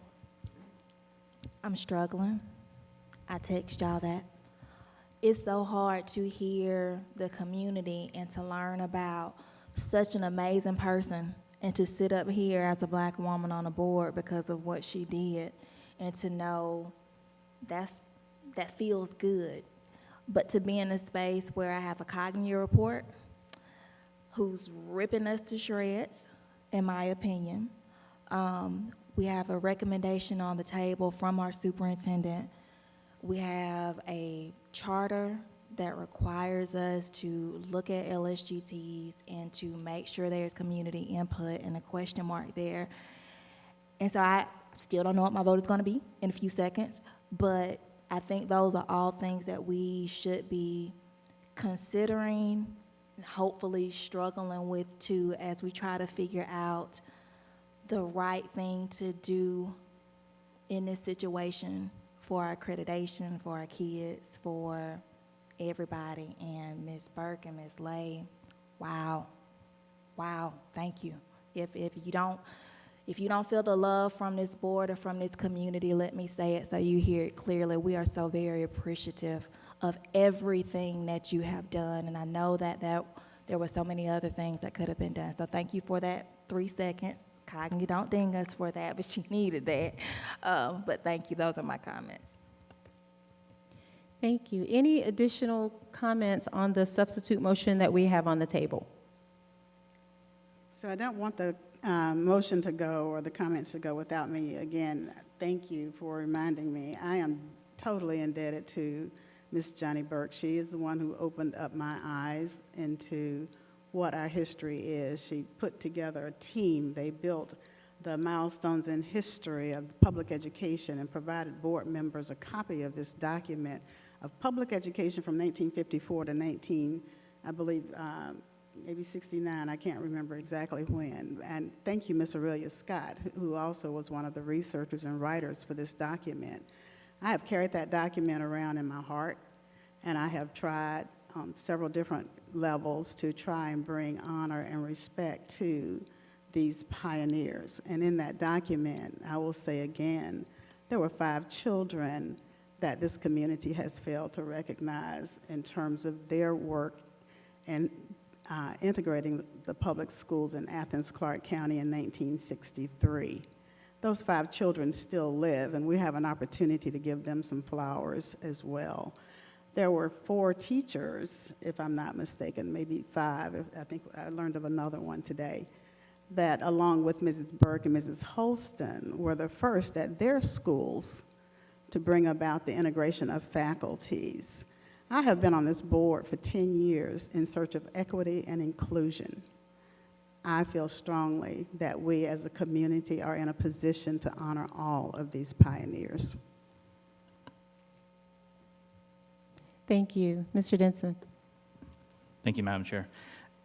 Just to say a few comments before we vote on this. I mean, this motion, I'll speak freely and say that I very much, at this time, plan on supporting these name changes. And I've told many of my constituents who have contacted me on both sides of it in the past.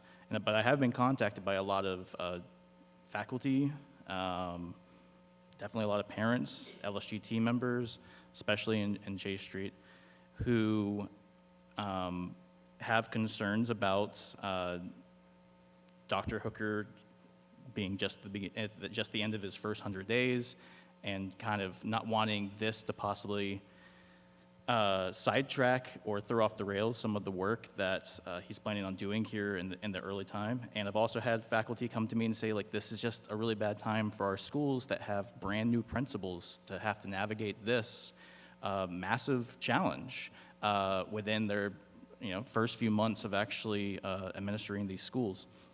So my hope here is that this gives us an opportunity to do the right thing, but also to do it in the right way that brings along the community, the LSGT, the parents, all those folks. And I honestly envision that by giving us a few months, like, this is going to be basically on the front burner of our community for until August, that we'll have public input portals sent out to this, so that all of the students, the parents, the community is actually going to have to engage with the history and the accomplishments of Ms. Burks and Ms. Holston, and making this, hopefully when we actually do it, even more important and even more impactful, because everybody's going to understand it more, and it's just not just going to simply be changing a name.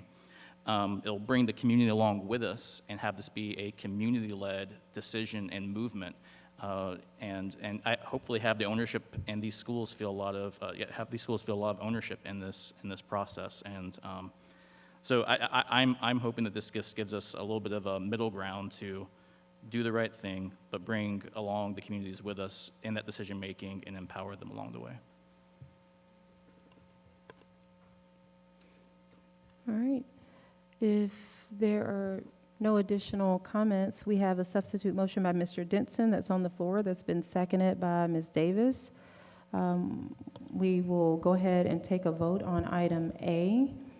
All in favor of approving the renaming of Alps Road Elementary School to Betty Holston Elementary School, if you would raise your hands and say aye. I think we have to excuse vote on me. the substitute motion first. I'm sorry, I've switched my eyes. I'm sorry here. Let me restate that and correct that for the record. Thank you. All in favor of approving the substitute motion that is made by Mr. Denson and Ms. Davis, that has been stated, the 3 parts that have been stated and seconded, if you would, raise your hands and say aye. Aye. And all opposed, the same signs.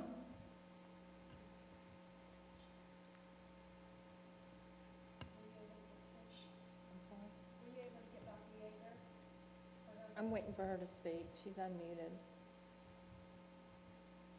Does she have to speak? Okay. I assume Dr. Yeager did the vote. Okay. Yes, so She that. voted no. Okay, Yeah, she okay. voted- I have it. So we have, that was 4 in favor of this substitute motion. Any opposed, the same signs? Aye. I oppose.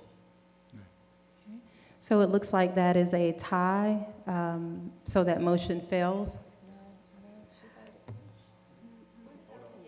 Dr. Yeager's vote is no. So the substitute motion fails 4-5.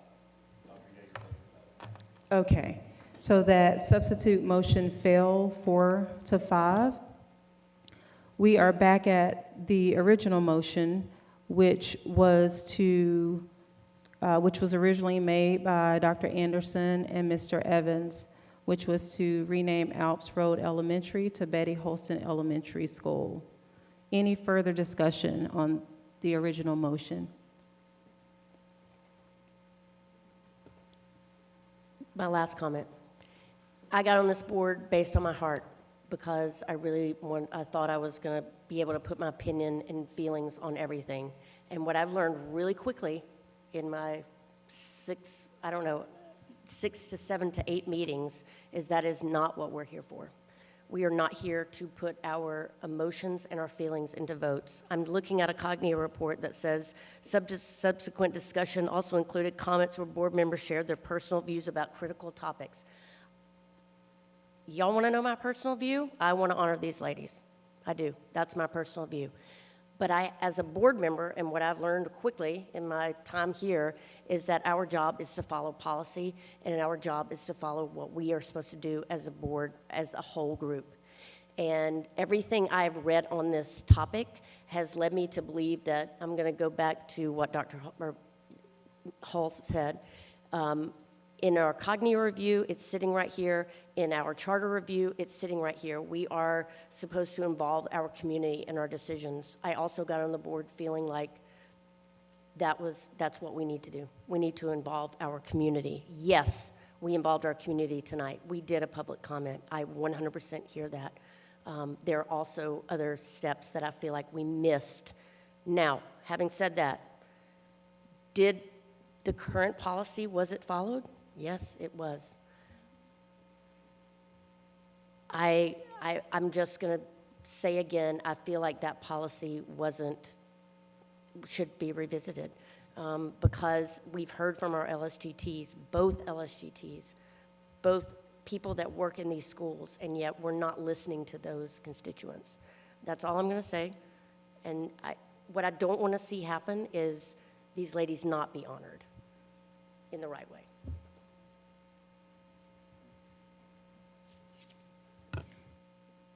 All right. If there are no additional questions and comments, we have a motion on the floor and a second. We'll go ahead and take a vote. All in favor of renaming Alps Road Elementary to Betty Holston Elementary, if you would raise your hands and say aye. Aye. Aye.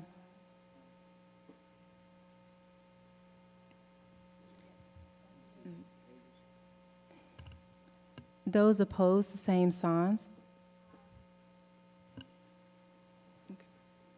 Aye. Was that 2 or 3? It's me. 2, okay. So that motion passes 6-2. We'll move forward.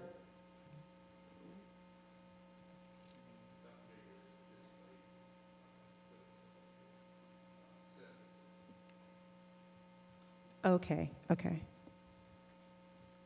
So correction, that motion passes 7-2. We are at item B, the renaming of Chase Street Elementary to Johnny Lee Burks Elementary.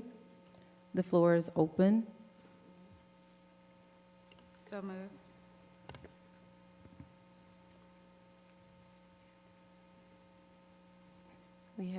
We have a motion by Dr. Anderson. I'll second that motion. Okay, we have a motion and a second. Follow-up conversations?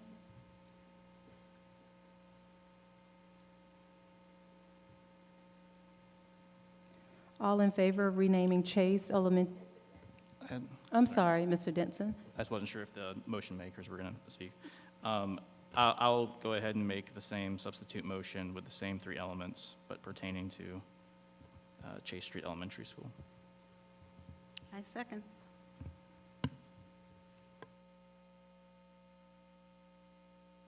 Okay, so we have a substitute motion that has been made by Mr. Denson, a second by Ms. Davis. And as a reminder, that motion has the same 3 components: postponing the decision until August, more work on policy FDC with an ad hoc committee, and the superintendent creating a portal for more input from Chase constituents. Follow-up conversation on the substitute motion.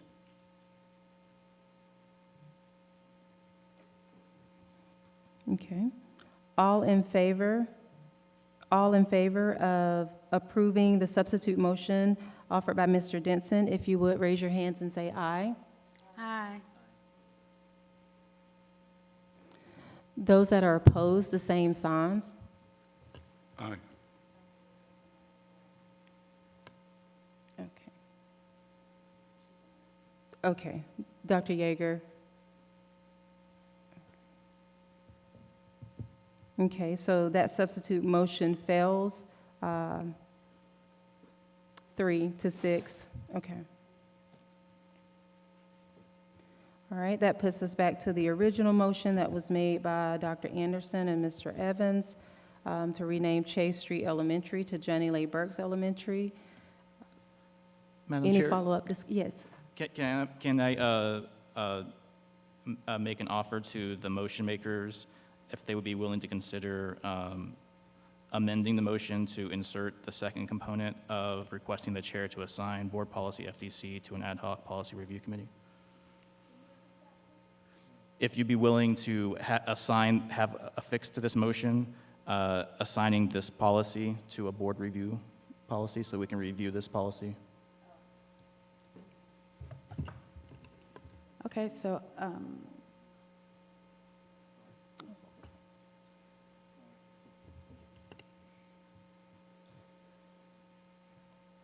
So I think so Mr. Denson or anyone else could make either a substitute motion or a motion to amend. I don't think he's doing that. I think he's simply asking the motion maker if you would do that as a friendly amendment to your own motion. Is that correct, sir? Yes, sir, as a friendly amendment yeah, exactly. okay, so I'd like to make a friendly amendment that we vote to rename Chase Street Elementary to Johnny Lay Burks Elementary, and also to add policy FDC for review by CCSD and the board. Can we separate those motions? That's up to the motion maker.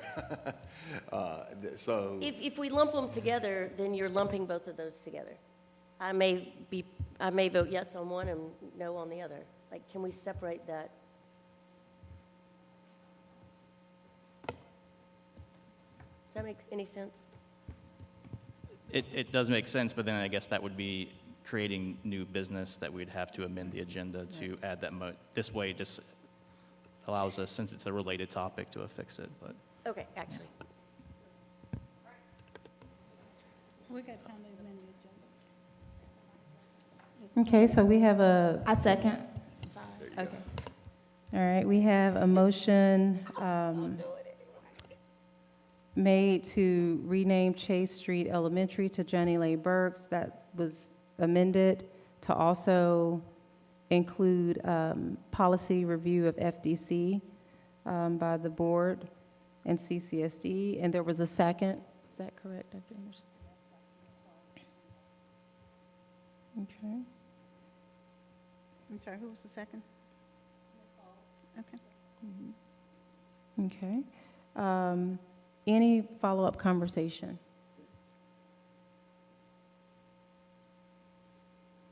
Okay. All in favor of approving the renaming of Chase Street Elementary to Johnny Lay Burks Elementary, and further work on the policy FDC by the district and the board. If you would, raise your hands and say aye. Aye. Any opposed, the same signs? Aye. Okay. Okay, so that motion passes 7-2. We'll move forward to item C, which is approving the December financial report. I so move. Okay. Second. Okay. Any follow-up questions for Dr. Hooker regarding the financial report, or Mr. Schooneman? Okay. All in favor of approving the December financial report, if you would, raise your hands and say aye. Aye. Aye. Any opposed, the same signs? Yeager's not voting. So it's, Okay, so that motion passes 8-0, or no? yes. We are at the personnel, well, actually at items D and E, the personnel report, board report, and the personnel contract list. I would move that we vote on the items D, E, and F together. I'll second that. Oh, thank you. Okay, I'm sorry about that, F. Okay, so we have a motion by Ms. Hull, a second by Mr. Evans. Any follow-up questions? All in favor of approving items D, E, and F, if you would, raise your hands and say aye. Aye. Aye. Any opposed, the same signs? 8-0. Okay, that motion passes 8-0. We will move forward to G, which is approving the purchase of 12 new Bluebird school buses from SPLOS for the 2023-2024 school year. I move to approve. Second. Okay, we have a motion by Mr. Denson, a second by by Ms. Hull. Any follow-up conversations or questions? Mr. Denson? Yeah, I just want to thank the superintendent and staff for discussing this topic and giving the reasoning of why propane buses were purchased instead of electric.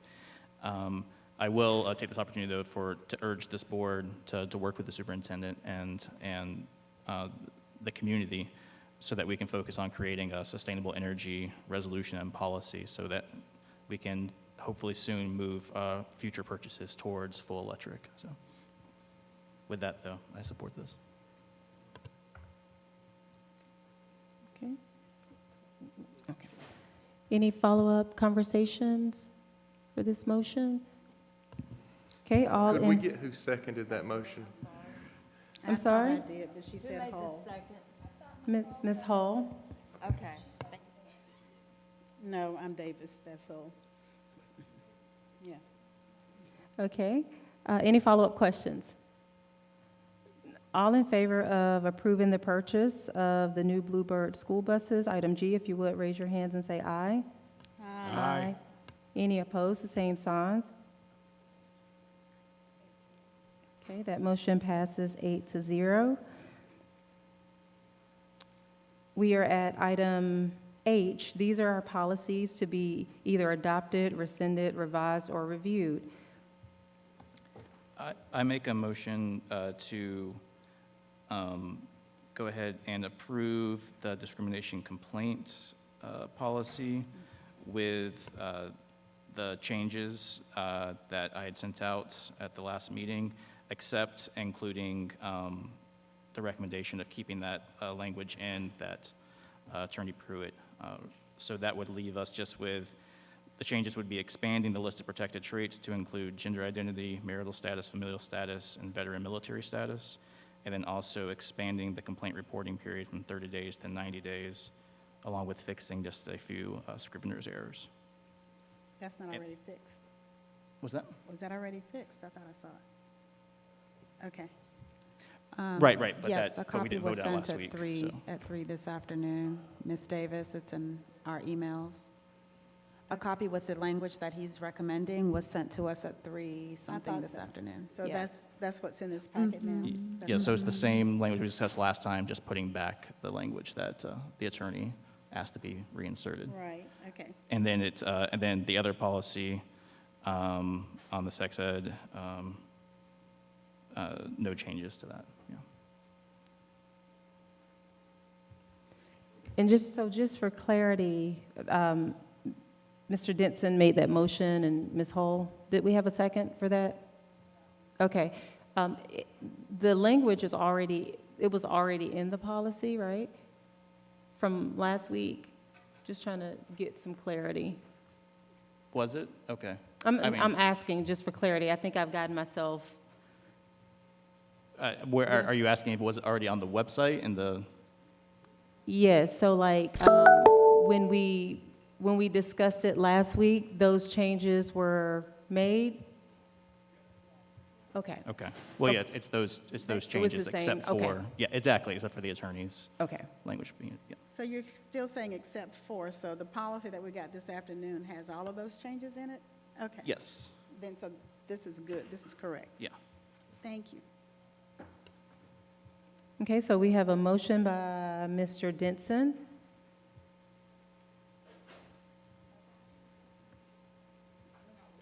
Second.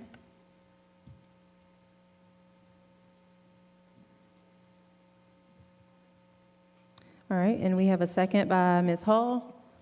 Okay. That was actually me this time. Oh, okay, I'm sorry. I hear it from different places. It's very hard for me to. And I can't hear you at all because your mic's not. That is, the motion I'm making, it is, yeah, it is a little confusing. The motion I'm making is to only changing the discrimination complaint and accepting the other one as recommended by staff. Correct.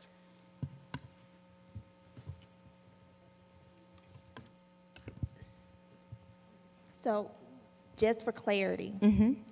the policies that we discussed and corrected, edited, suggested, proposed last week are updated into Assembly, and we are voting now to accept the policies as they appear in Assembly on our agenda tonight, correct? No, the sex education policy is as it appears in Assembly. The motion on the other one is not as is in Assembly, but rather as Mr. Denson distributed this afternoon. I'm sorry, for some So reason, you I've gotten, distributed to I all of think, us? lost And the in the district has conversation, not. and it's hard for me to hear everything. Can you say that again? Yes, I believe the motion is, so it's a single item here, but as stated, and as in Assembly, the sex education policy, IDBA, is as it appears there. As to GAE 1, it's not as it appears on your Assembly website, but rather as it was distributed by Mr. Denson earlier today. Okay. If it's helpful, I'm happy to, I do feel like it is a little bit confusing when the policies are all lumped into one voting item. And I am happy for us to divide the question if it's easier and more clear to vote on these policies individually. But it'll take a little bit longer time, but.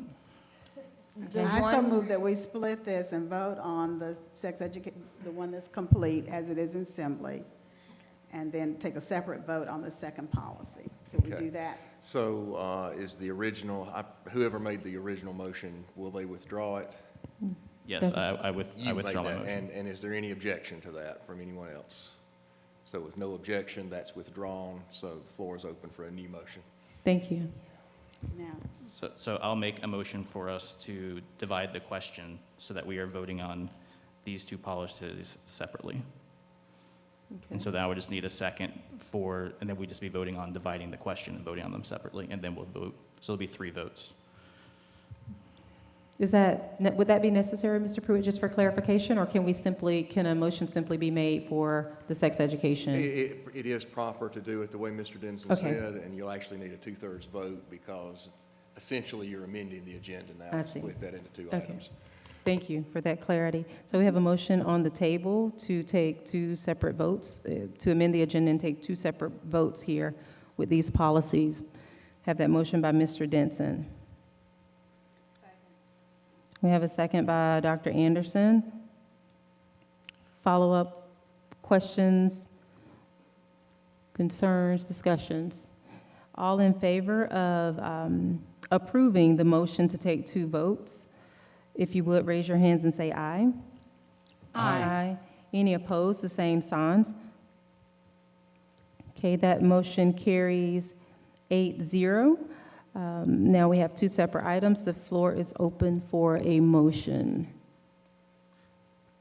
So I will make a motion to approve policy GAE 1 with the marked changes that I sent out this afternoon that we discussed at the work session. Could I ask for just a point of clarification before there's a second? Is this permissible? Because the language that was sent to us this afternoon, while we did discuss it at last week's meeting, it didn't go out to public comment. So I think it needs to go out to public comment, and then we can vote on it next month.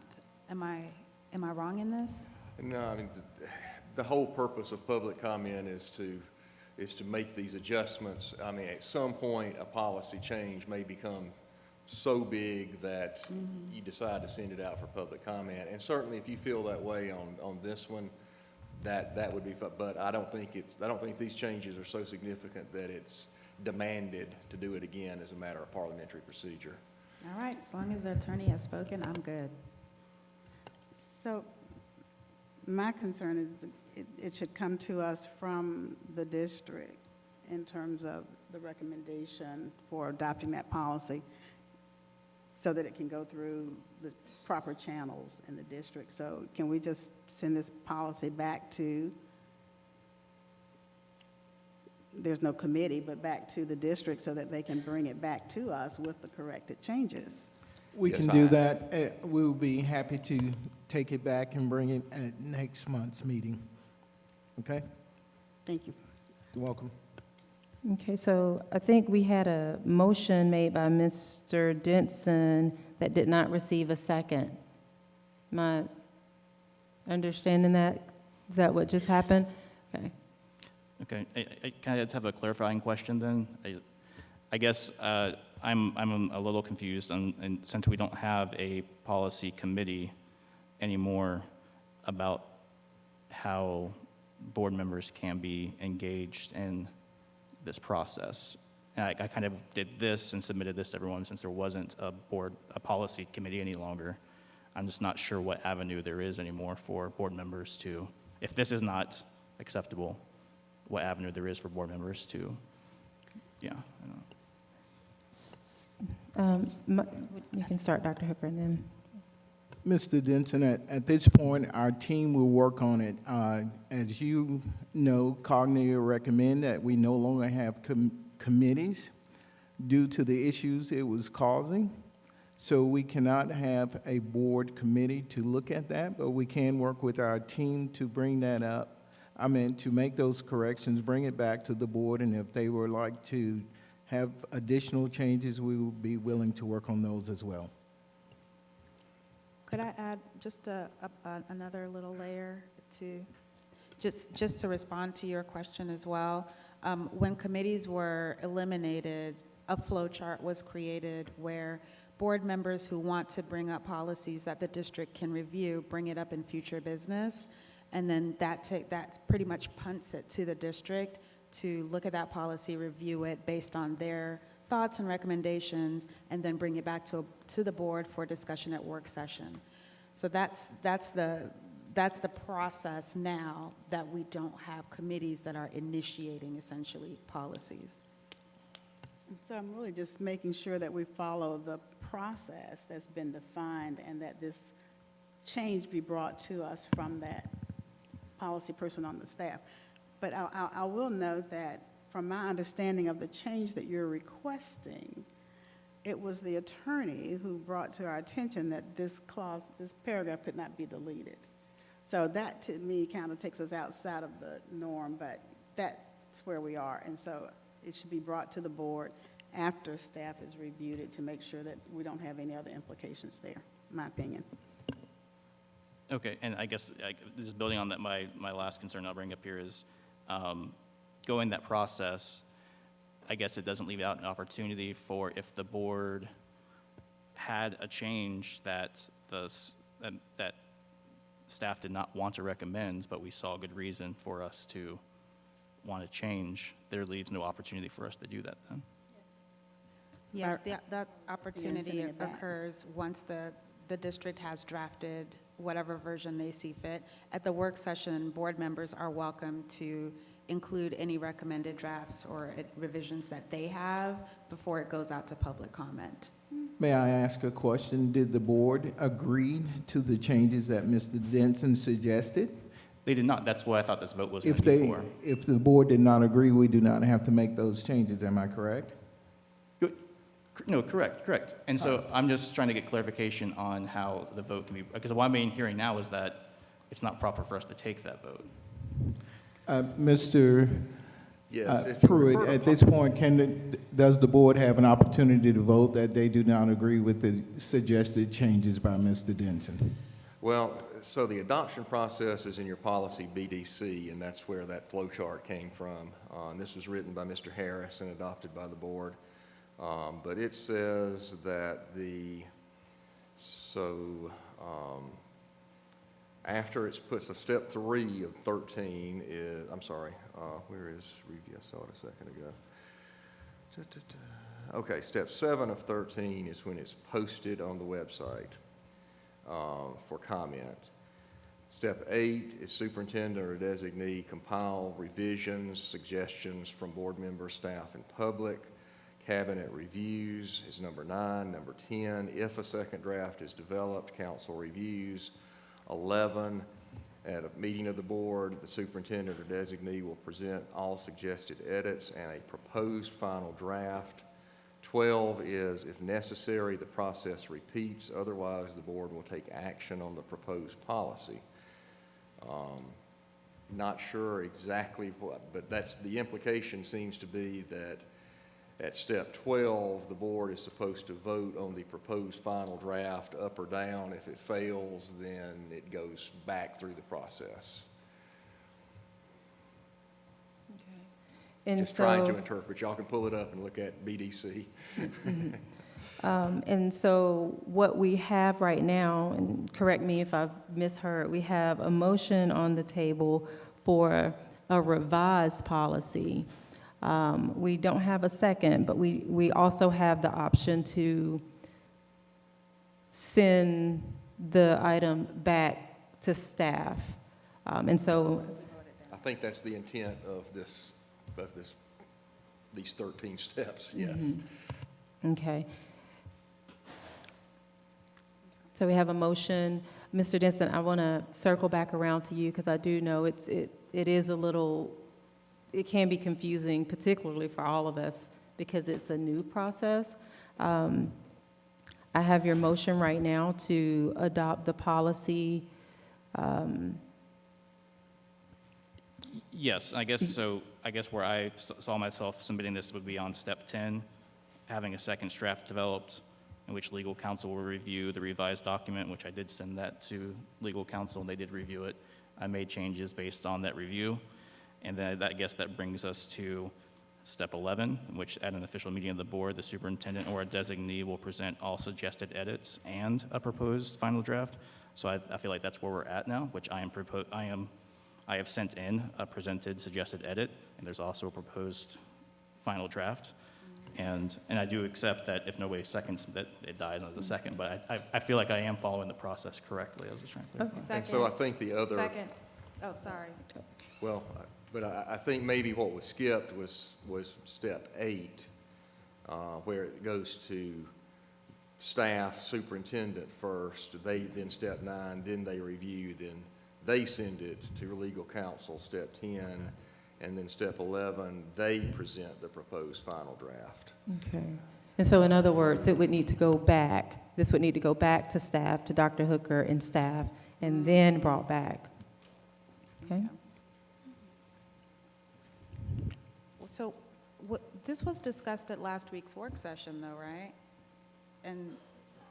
And so why didn't that happen between last week's work session? Because you brought these comments up at last week's work session, correct? Yeah, to be honest, the reason I sent that out to y'all today was that I thought that it had been compiled in the agenda as one of the, and this is just, I guess, possibly confusion on the way this works, but whenever I was on the commission, that's how it would work. If somebody had a different option, then they'd be compiled all the different options, and that would be voted on at the meeting. So I just had assumed that happened, and that's why I had sent out that today, because I saw that it wasn't. I wanted to make sure everybody had a draft, but yeah. But I definitely want to make very clear I'm not trying to jump over any steps. I definitely and trying my best to work with staff and the way this board is operating. And I appreciate grace, yeah. Okay. So we don't have a second, or did we? We did have a second. I'm going to take my second away. And since now we are going back to step 8, where we take it back to the district, and then the district does their work. So I just want to make sure that, yeah, as Tim said, that we're following the steps that we voted on. Okay. All right, so we have a motion. There's no second? Oh, you need a second? Yeah. I'll second. All right. Any follow-up conversation before we take a vote?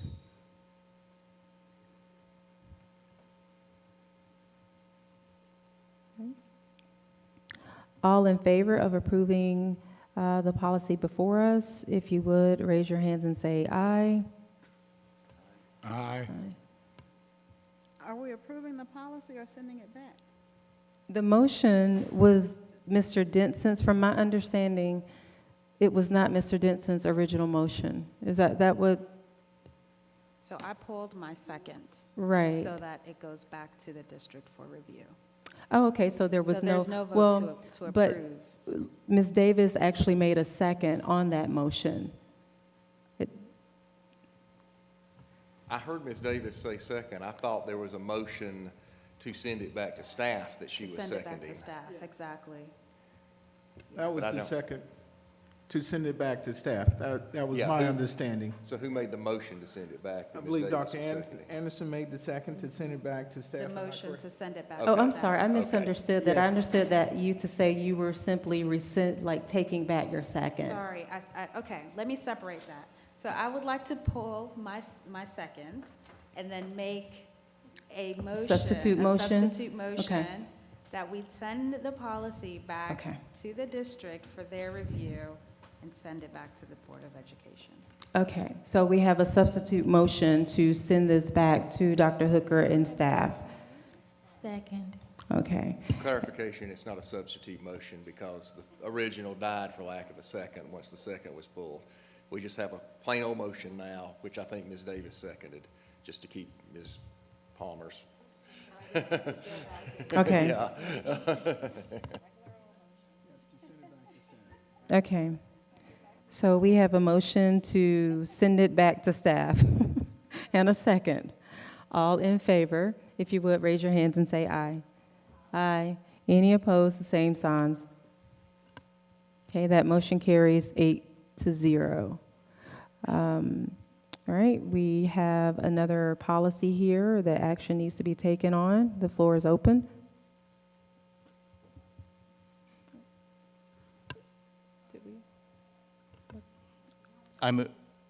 So I move that we go ahead and accept staff's recommendation on the sex education policy.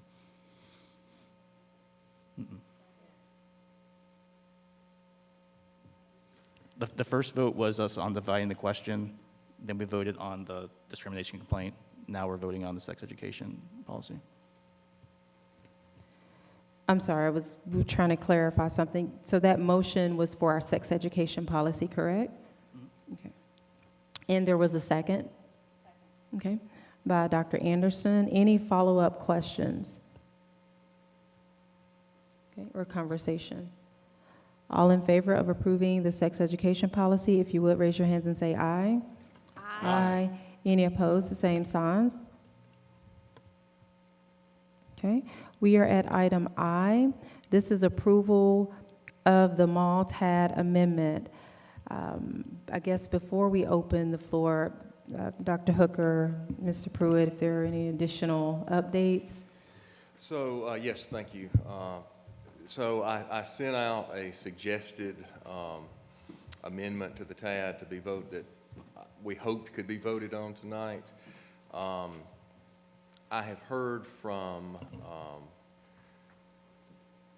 counsel for Athens-Clarke County that they're okay with it. However, then counsel for the developer made some more changes. So I don't think we have, I mean, if you could vote on it, but I don't think the developer would accept it, which means that it sort of becomes moot, which I suppose puts us in the place of having to have a called meeting sometime next week, preferably after perhaps the mayor and commission and the MARC committee have had some more input, and maybe you have something more definite before you. Okay, and so after they have their meeting, am I understanding you correctly, there may actually be more changes even after that?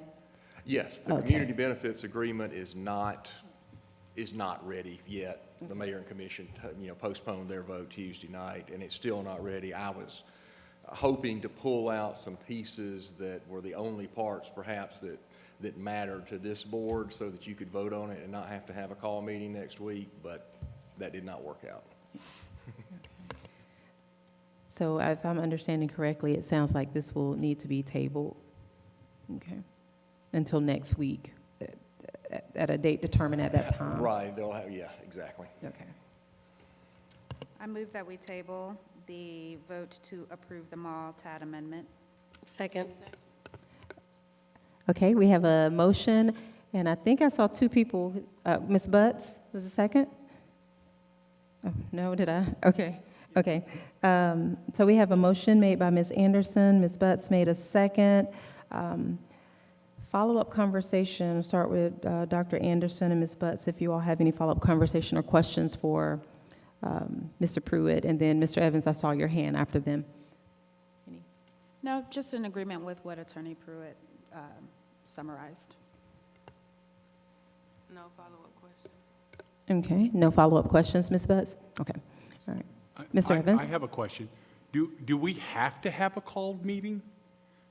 Or can we just make this a part of our regular business in March? It would need to be a called meeting because of the timeline that has been imposed upon us as well as the Clark County government.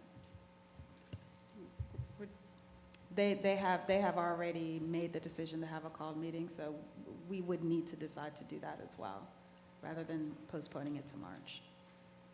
Is that something that we vote on, or is it just? Yes, yes. We would have to have a unanimous decision to have a called meeting. Okay. No, well, I don't think so. I think it's, Or is it three members? it's 4 members in writing, I think, or Dr. Hooker, or the board president, either one of those 3 ways, I think. I'm looking it up. Okay. Sorry about that. Yeah, Yes, 4 that sounds meetings correct. and, or the president or Dr. Hooker.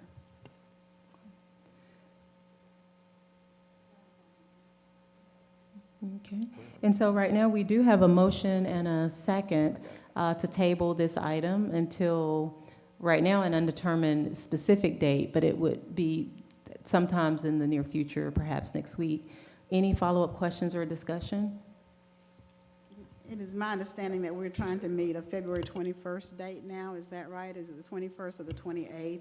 It's the 21st. It's the Mayor and commission 21st. are going to vote on the 21st, and that vote, as Dr. Anderson was explaining, that vote locks in the developers, and they have to have your vote first, which means, well, and Dr. Gant stated it correctly, but meetings can be called by the president or the superintendent or any 4 board members.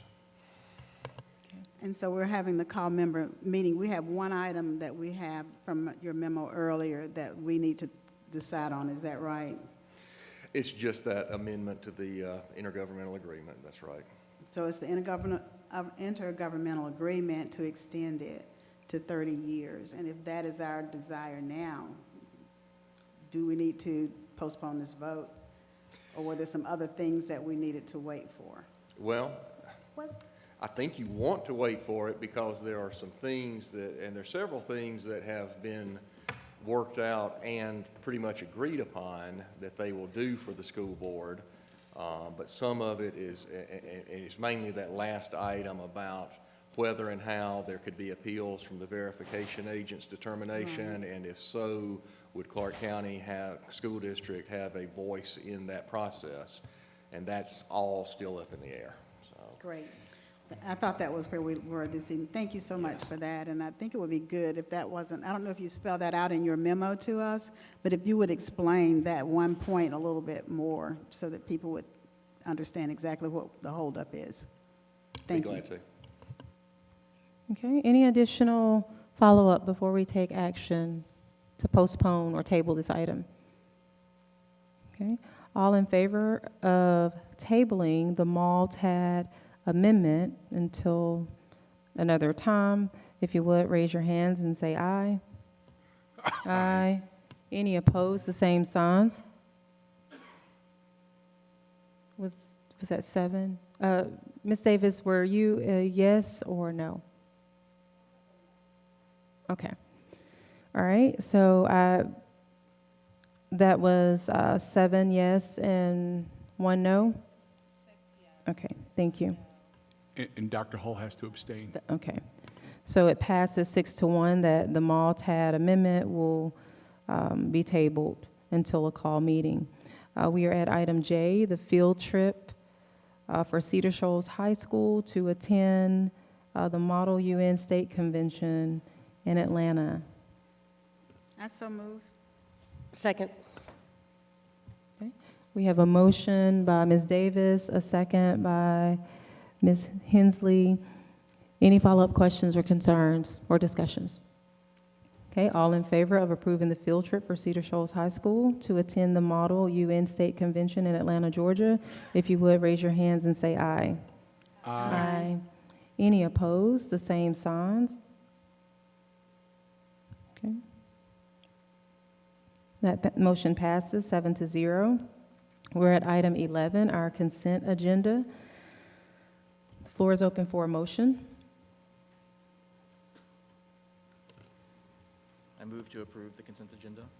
Okay. We have a motion by Mr. Denson for approval of the consent agenda. Okay, we have a second by Dr. Anderson. All right. All in favor, if you would raise your hands and say aye. Aye. Aye. Any opposed, the same signs. Okay. That motion passes 7-0. We are at adjournment, item 12. If there are no objections to adjourning, we are adjourned at 8:49 p.m. Thank you.